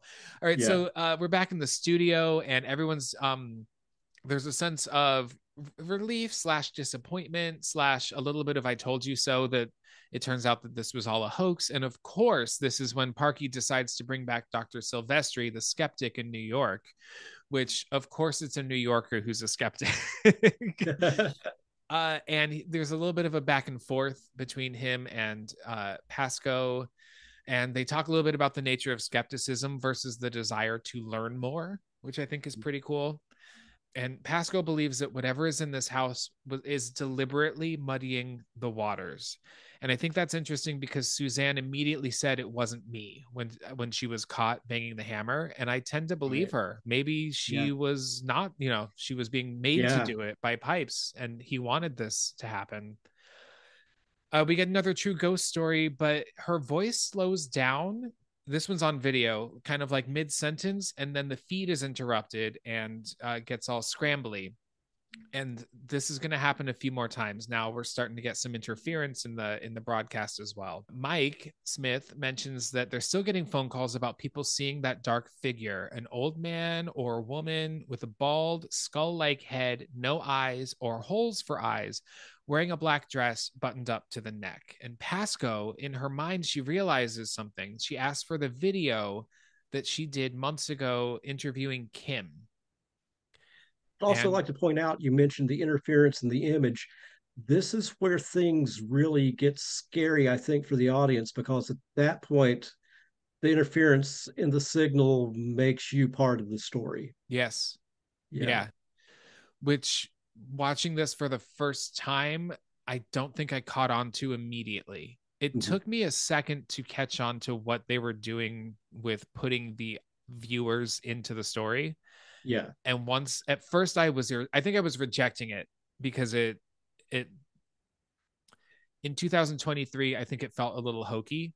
But once I Right. realized it and thought to myself, 1992, holy shit, if I were a child, this would have ruined my life. You know? And we We will get, learn that ruined a few children's lives. yeah. So we get another female caller, and she says that her glass table just exploded out of nowhere when her husband laid a gentle finger on it, and there's blood on the wallpaper, and the ambulance just left, and her kids are fucking terrified. And she says, "Why are you doing this? Please don't do this." Now, Parky reminds her of the 9 p.m. watershed, and those kids should probably be in bed, which I think might be a little bit of a warning, like, get your kids out of here because shit's about to get real, Yeah. you know? But she tells him that, she hasn't kept track of the time because her clocks in her house stopped at 9:30 when the broadcast started, and her kids won't take their eyes off of the TV. They won't do what she tells them. Parky tells her, turn off the TV and send the kids to bed. And I feel like he's addressing real life viewers there, and Mhm. nobody listened when he said this. Dr. Pasco asks Parkinson not to hang up on this woman, but he does. And then she addresses the camera and says, just be safe and keep your family close. And Parkinson gets really serious, and he tells the audience not to let their imaginations run wild, and that the chances of this happening to them are exceedingly remote, which is ominous as fuck. They pull up the interview with Kim that Pasco had requested, and she describes Pipes in exactly the same way that these callers have been describing him, and with even more detail. And so, how would she have seen this thing months and months and months ago that now audience members are calling and saying that they see? And they kind of deduce, Parky and Pasco, what if Suzanne is not the center of it all like they believed? What if it's Kim? We cut to the house, and Pamela and Sarah can hear cats, the sounds of cats meowing and kind of screaming all around them. It sounds like they're trapped. And when this started, my cat freaked the fuck out, which only scared me more. They run upstairs, and Suzanne is in her bed, and her face is now covered in scratches. And you start to put together these weird cat noises and the scratches on her face. It kind of looks like cat scratches. And her mom points out she doesn't have sharp or long fingernails, and her temperature is running super high. She won't let anybody touch her. And it's a little bit of a close up on one of her bed sheets is twisted up, almost like you would hang yourself with, Right. but not in her hands. Like, it's kind of laid across her body. No one mentions it. It's just a quick little camera pan across it.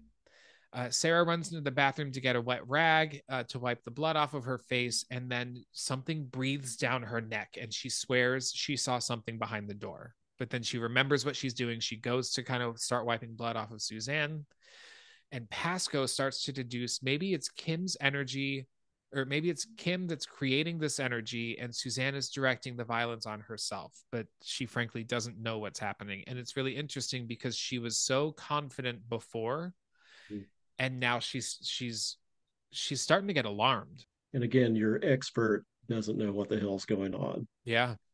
Yeah, there's another chink in the armor of science and everything that we rely on in the rational world. Hmm.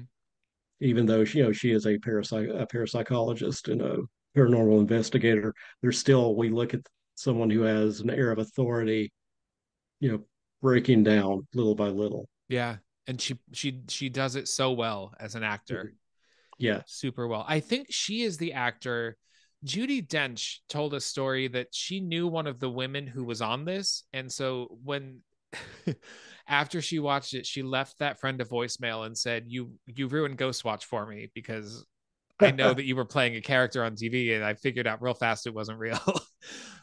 So they take another phone call from a woman, and this woman tells the story of when she was a little girl, her mom would tell her if she didn't behave, Mother Seddons would come and take her away. But when she grew up, it turned out that Mother Seddons was a real woman, not just like a boogeyman that her mom told her about. Mother Seddons was a baby farmer, which I had to Google this. I didn't know what a baby farmer is. It's where the idea of fostering a child came from. If you couldn't right, take care of your child, few hundred years ago, you would basically pay someone to do it for X amount of time or perhaps forever. But what was happening was people were taking this money and then killing the children because if you don't have yeah, to feed a child, then there's more money for you. And so this woman was a baby farmer who was killing children. She would drown them. And she used to live in one of the old tenements in Fox Hill. And she thinks it's probably where Fox Hill Drive is, where this family's house stands. right, And Mike's starting to get worried about his wife, the guy who's running the phones. They decide it's best to get the girls out of the house. And suddenly Kim stands up and starts talking to Pipes as though he's in the room. And I think Sarah asks her, "What does he look like?" Kim says, "He looks like somebody's mom," which is really creepy because we just heard that story about Mother Seddons. There's a loud banging, and we pan across the room, and Pipes is standing by the curtains, and then he's not, and it's so good. He's transparent. It's interesting because he's kind of the color of the curtains, but it doesn't necessarily look like he's transparent. You know? right. He blends right in. Yeah, You see just enough to unnerve you. yeah.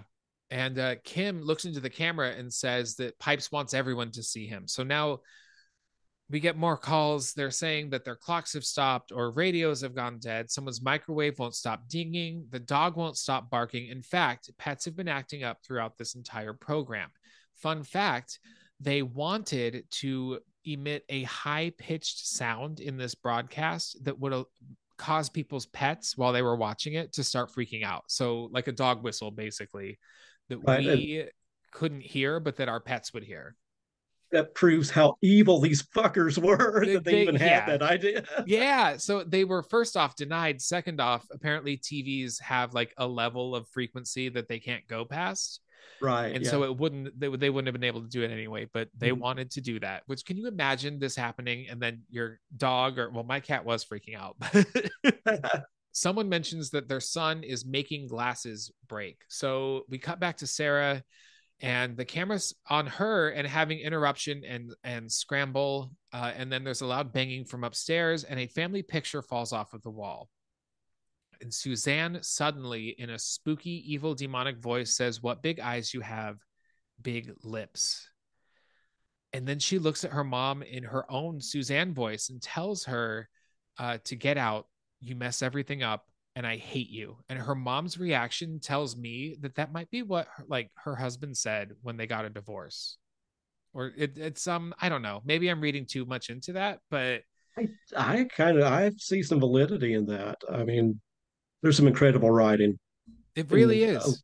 and subtlety and depth of thought and idea. Yeah, for sure. Yeah, And it's just this writer was the exact right person. If this could never get pulled off today at all. Not that right, anyone would try, but even if they did, it would be busted. The internet would expose it. But I also think that this wouldn't be handled with such sincerity, a project like this at all. right. I mean, everyone is so media savvy right now. I mean, look, right now we're doing a show, you know? Right. Yeah. Yeah, Talking about yeah.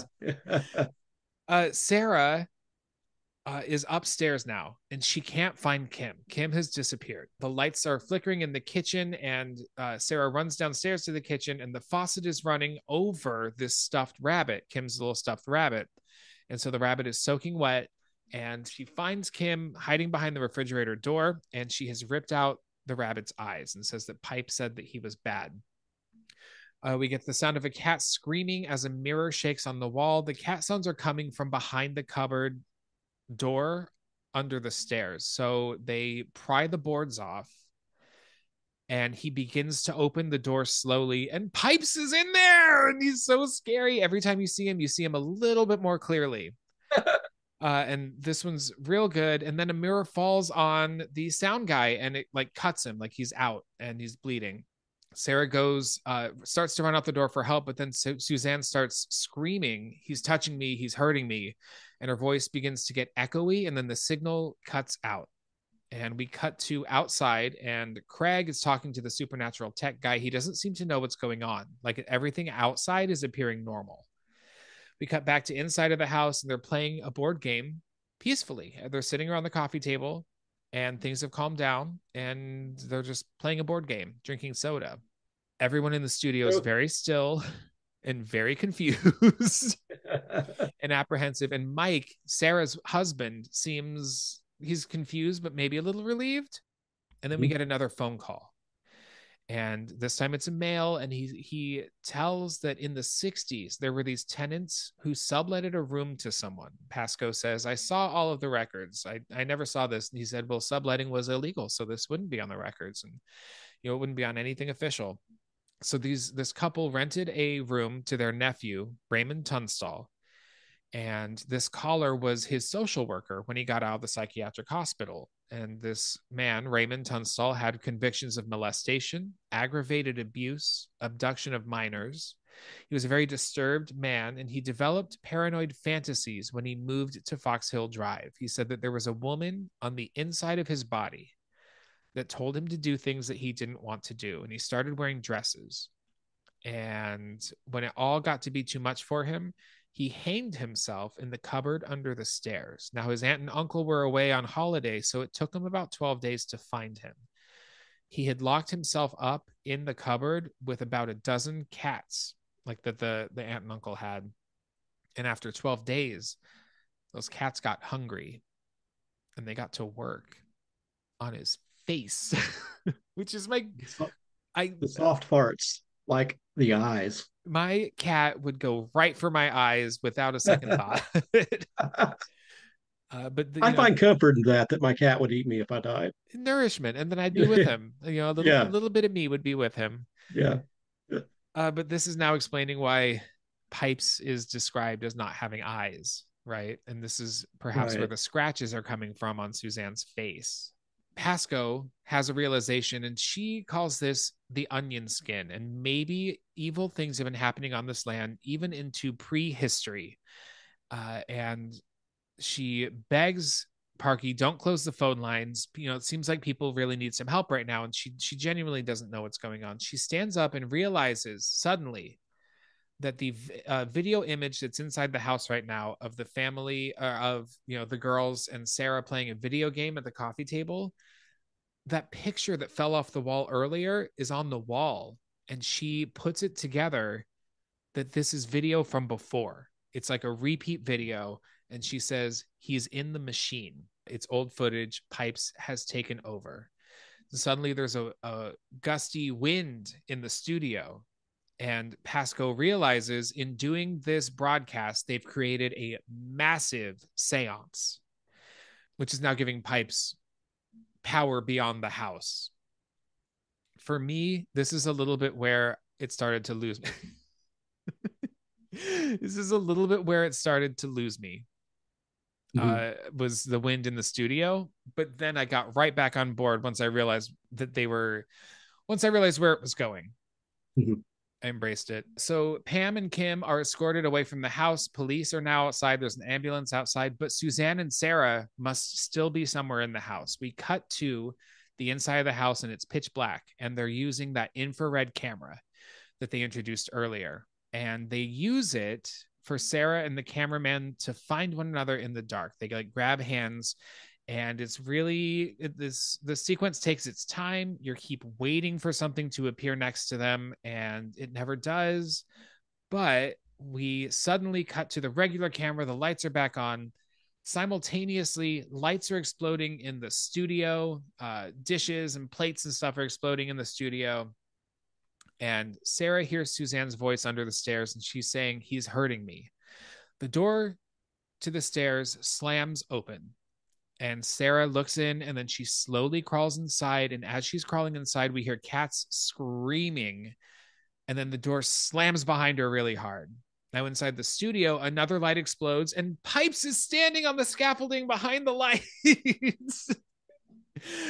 People are leaving. They're confused and frightened, and Parkinson can't figure out what's going on.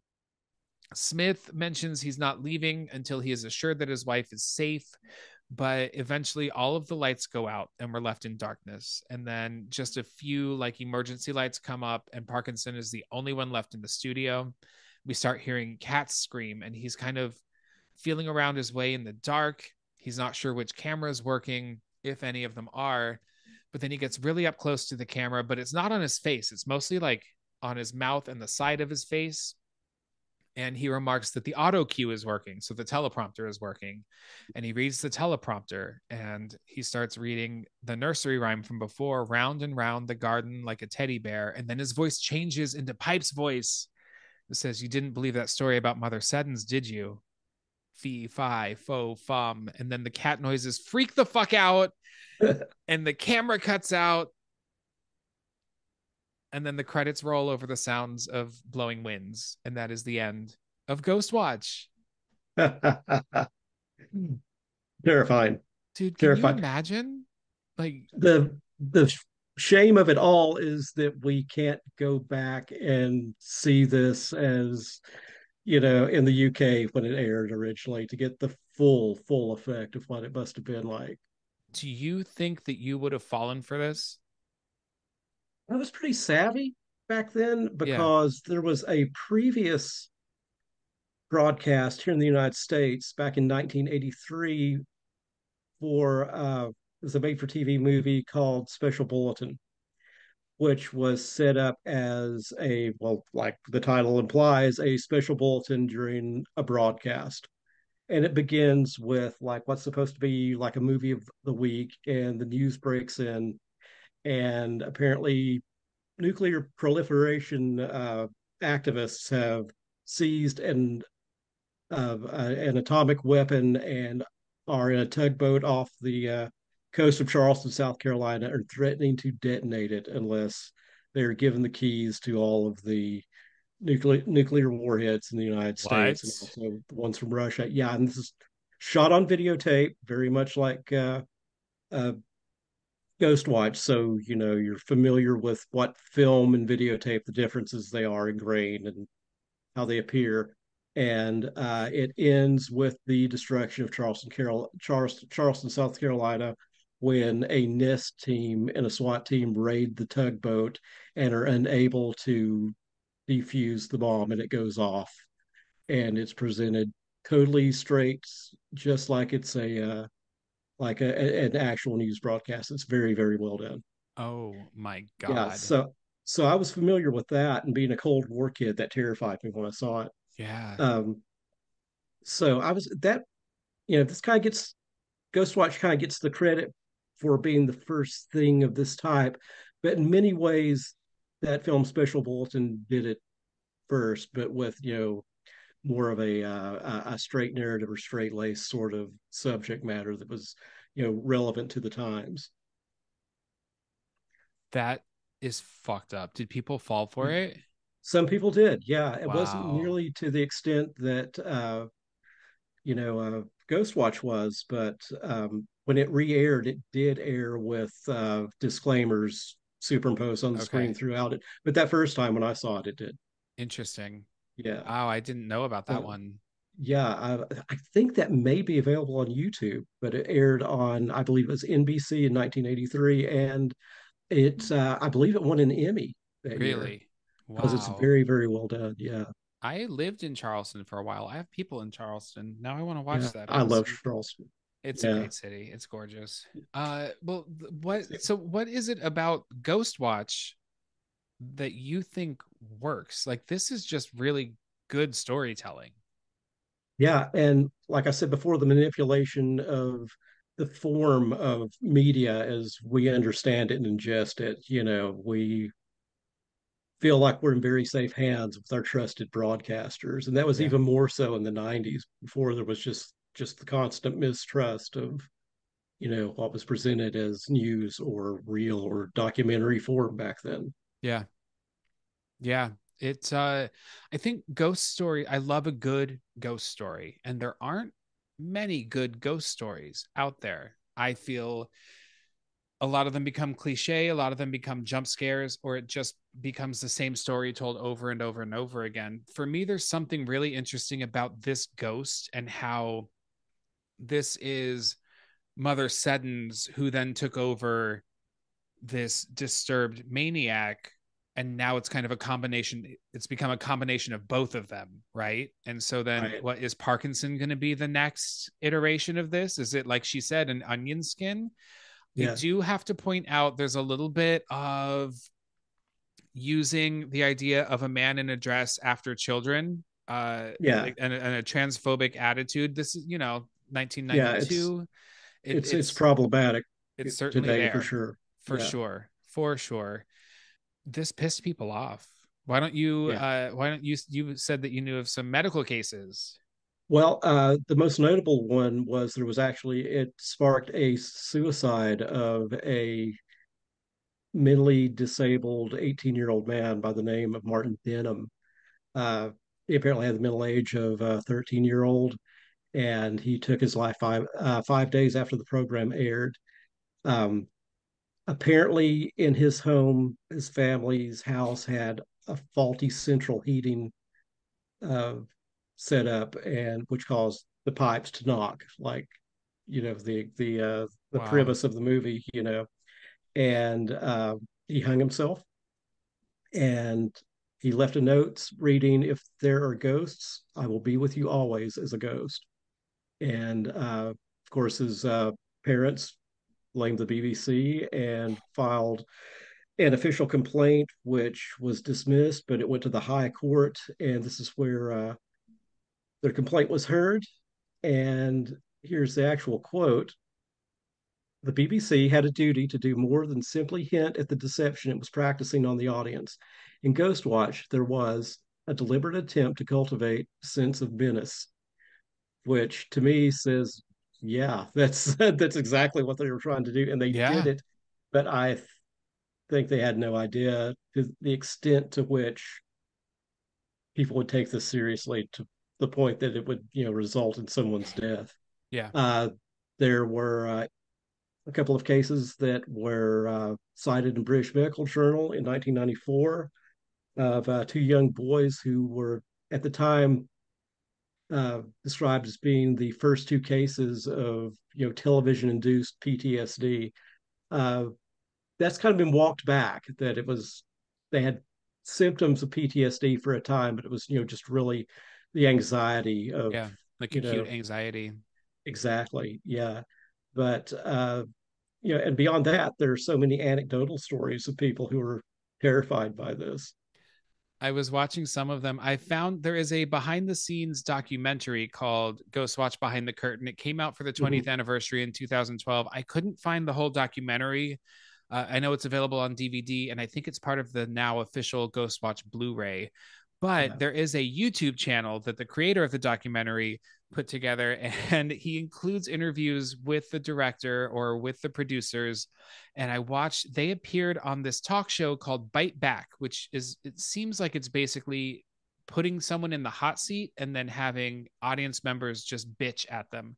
And so this episode was about Ghostwatch. And so it was the director and the producer having to explain themselves and watching audience members' reactions and telling them, why would you do this? My children were terrified. I was terrified. And all of these people are angry. And then they called a one woman in the audience, and she's like, I mean, guys, it reached a point where you knew that this was fake. I just Right. kicked back and enjoyed it. But it, like you mentioned, that satanic panic, there was such a obsession with being angry Yeah. at things like this back then that it's interesting. I like you said, I think that they knew what they were doing as far as frightening people, but I do believe that they underestimated the reaction that this was going to stir up in people. Exactly. Do you think the end works? uh the end gives me chills. Yeah. I think that by that point, when the wind starts gushing in the studio, like I said, I'm taken out of it, but I'm having fun. Right. And so to that extent, I think it works. I think that it's really putting faith on the audience that we are embracing that Pipes has now taken over London or the UK, and I think that it, as beloved as Parkinson seems to have been, I think seeing that image of him possessed by a ghost reciting creepy nursery rhymes into the camera is probably enough to shake people up to be a pretty strong ending. Yeah, it's I have problems with the ending. I think everything you said is valid, and but it just there's something about it where it just goes so over the top. And Yeah. but other, how else do you get out of the damn thing? You've written yourselves into that. I mean, are we to assume Right. that Sarah Green is now killed and that Suzanne, the eldest daughter, is now Yeah. killed? You know? Yeah. However, the implications of that ending is that this force is unleashed all over the UK. Right. And that maybe Pipes isn't just a single entity, that there are people all over who are, now Experiencing possessed it by because they this. Yeah. created this massive seance. Yeah. You talked about those medical cases. There's a medical term called cinematic psychosis, and Mhm. The Exorcist. I knew, I said I was going to bring this up again. There were 4 cases of people seeing The Exorcist and then being diagnosed with cinematic psychosis afterwards. And in each of these cases, the doctors did remark that it wasn't just The Exorcist that brought them to this state of unreasonable fear, that there were other factors surrounding their lives. And it's like you might have been trying to keep that ship afloat, and then the final iceberg would have been watching The Exorcist. Right. But it's really interesting to me because, like I said, we don't necessarily see things like this happen again or happen anymore in film or television. Nothing that's this shocking, nothing that's this rattling, perhaps. Yeah. Have you ever seen the film from the next year, 1994, here in America, called Without Warning, which was presented not so much as Ghostwatch was, as a special program, but more like the film I was talking about before called Special Bulletin. But there was another one called Without Warning from 1994. It starts out sort of a TV movie. There's a news broadcast breaks in, special report about 3 fragments of an asteroid have hit the USA, and it's Oh wow. sort of an alien invasion thing. I think it also aired on Halloween night or thereabouts, and it also has a very shocking twist ending. It's well done. It's not nearly as well done as Ghostwatch. It's not in any shape or way as good as Special Bulletin, but it is effective, and it's kind of a cool twist on that. I think that was probably the very last time we've seen anything exactly structured like that. The part about Without Warning that takes me out of it is that I'm watching it and I didn't see it from the beginning, so I'm kind of getting into it. I kind of know what I'm seeing because, I saw Special Bulletin years before, but one of the news reporters is John Delancey from Star Trek: The Next Generation Q. Okay. So when he shows up, it's like, okay, I'm just in for Well, a scary I sci-fi just looked it ride. up, and the mom from Malcolm in the Middle is also in it. Yeah, yeah, I totally forgot that. I think I knew that that was a few No, years I'm not before familiar Malcolm. with that one. It's an Yeah, interesting device for storytelling. yeah, It when it comes to a good ghost story, and you brought up Shirley Jackson before. The Haunting of Hill House is an incredibly important piece of literature to me, and the yes. original film from 1964 is a Mhm. it's it's between that and Halloween as being my favorite horror film of all time. And what I Yeah, think works so well about it is that answer the questions are not all answered plainly. right. You have to deduce things, and I think that that mirrors the fact that the ghostly realm is the unknown without answers. And Yeah, so if you are not given the answers to these things in a story, it makes it all the more frightening. yeah. There's not a nice little bow on everything. Yeah. Everyone doesn't go home, with a happy ending and smiles. Yeah. This is you've been revealed this terrifying knowledge, and now you have to live with it. Yeah. It's just like I said, incredible storytelling, not a second wasted in this entire screenplay, It's tight. get in, Like get you said, out. yeah, it's a Yeah. tight 90 minutes, Yeah. uh mean spirited as hell. I mean, like So mean. when you brought up the thing about, with the possibility of introducing a signal that would cause animals to freak Yeah. out, it's like how sadistic, Well, and which is something that you can only do with this genre, and people one will of the thank you for it. yeah, one of the people on that talk show I mentioned where they were complaining to the director and producer, they said, it's an incredible poor taste that you brought in child molestation into this story. And you know, I have to kind of roll that around in my mind as well, because this is not a movie that you are paying to see. This is in your living room, Right. and it is about children. And there's something, it made this story about child molestation and child abduction really accessible to people who weren't expecting to go into that, Right, right. you know This is a question that I often ask interview subjects, especially directors and writers, and I'll ask you: do you think that piece of media, particularly a horror film, can be irresponsible in its content? I think that there are repercussions to any piece of art that is made. I think, yeah, I do, It's but I it's it's, it's delicate because we want to be, you know, no art should be censored. Everyone should be able to express themselves and their ideas. Then again, what point are we yelling fire in a movie house? right. Yeah, Yeah, that's an incredible question. it's a very, especially when it comes to the study of the genre. I mean, you have so like the pop psychology of the 1980s, and of course the satanic panic throughout the 90s and everything. Is like this media is causing our children to do these horrible, bizarre things. It's like, well, of course they're not. Well, maybe. Yeah. Yeah, Yeah. it's something that you struggle with if you love the genre. Right. For sure. It's Yeah. I don't know the answer. I mean, it's not going to cause me yeah, to stop watching horror films and right. enjoying them and enjoying transgressive subject matter. But, are there consequences for people who can't hack it? And even that argument, what I just said, is an incredibly classist sort of thing that now that I've said it, I'm kind of embarrassing of having said it. Oh, I don't know about that. I Yeah. mean, it are there Yeah.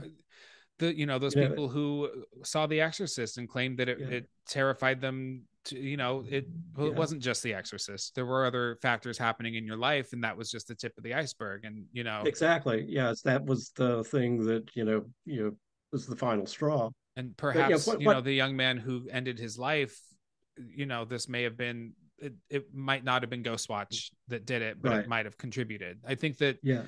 that might Which be where again, the responsibility lies in creation of mhm. horror art, is that it it's in the hands of whomever consumes it to react to it. I think it's an easy scapegoat.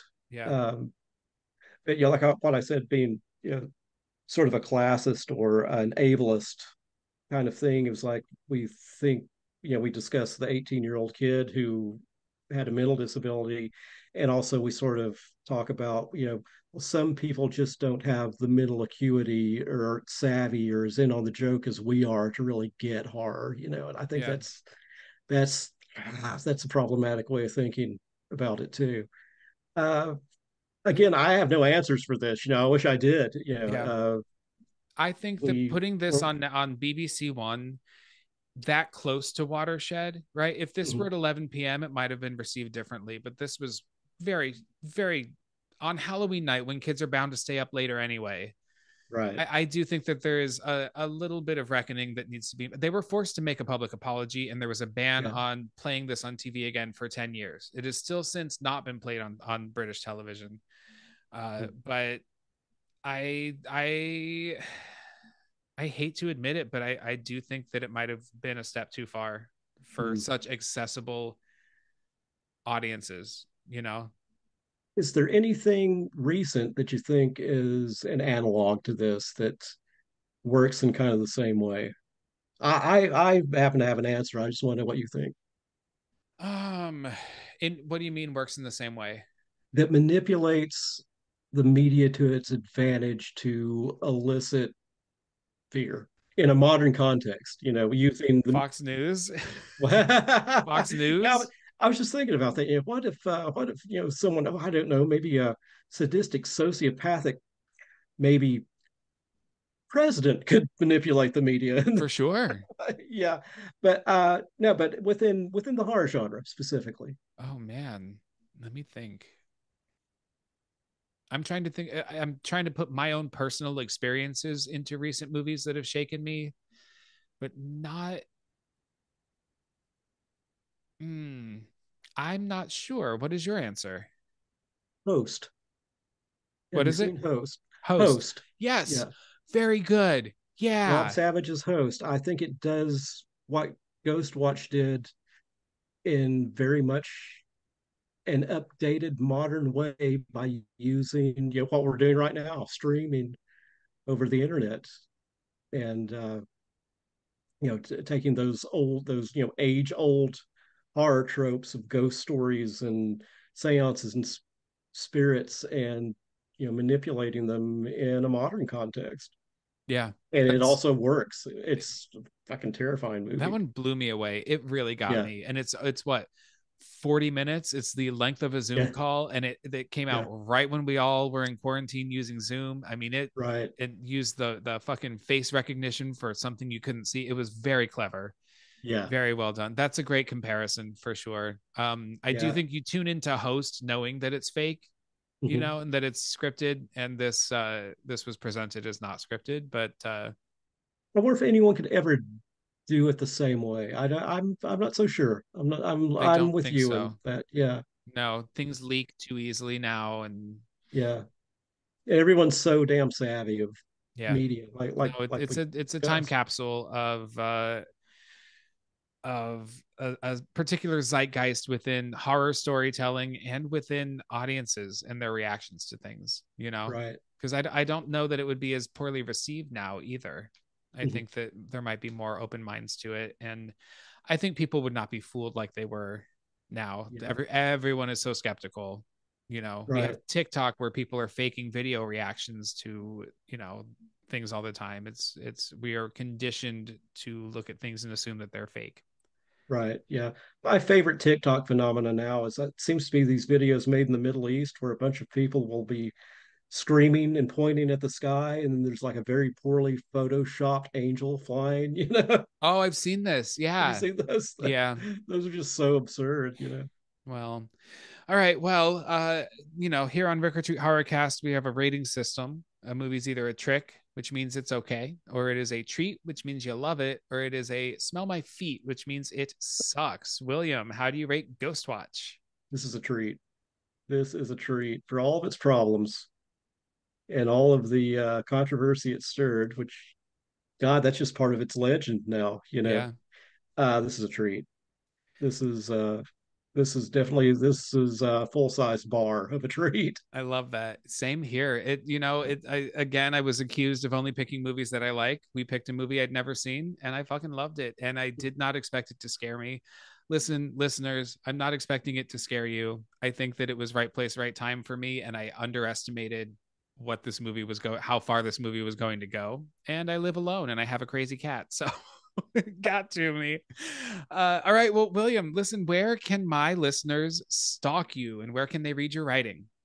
They can stalk me on RueMorgue.com. And also, I'm pretty public on Facebook, somewhat active there. And in the Cult Rue Morgue Facebook group, I'll show up there every now and then and make a post or two. But for the hardcore interviews and that sort of thing, check out Rue Morgue.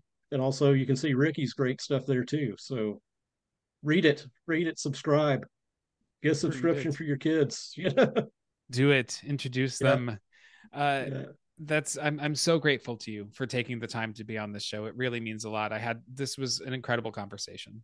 Oh my God, thank you so much for asking me. This has been a blast. We could probably go another 2 hours on this. Yeah, we could easily Yeah, for sure. Well, yeah. I'll save that for next time you're on the show then. Great, great. Have me. I would love to come back. All right. Definitely. All right. I'll have you. Maybe we'll do one of those other movies. Perfect. Thank you so much. You're so welcome. And listeners, don't forget, check out Scream and Shout at the Stonewall on October 30th from 9 to midnight. It is a free Halloween cabaret. And we'll see y'all later, spookies. Happy Halloween. Thanks for coming trick-or-treating. It'd be a real scream if you'd take a moment to subscribe, rate, and review the show on whatever platform you're listening on. The show's spooky intro and outro music is a cover of Camille Saint-Saëns' Danse Macabre, with orchestrations composed and performed by Lestat von Monlicht. My website, RickOrTreat.com, is designed and maintained by Evelyn DeVere. The show's social media content is created by my evil minion and social media manager, Stanley Martin. The RickOrTreat logo was designed by Philip Romano. Contact information and links to these artists can be found in the episode description. Check them out, they're frighteningly talented. RickOrTreat Horrorcast is independently produced by me, Ricky J. Duarte, of RickOrTreat Productions. If you like what you heard, tell a fiend. I mean, friend. If you didn't, well, they're coming to get you, listener.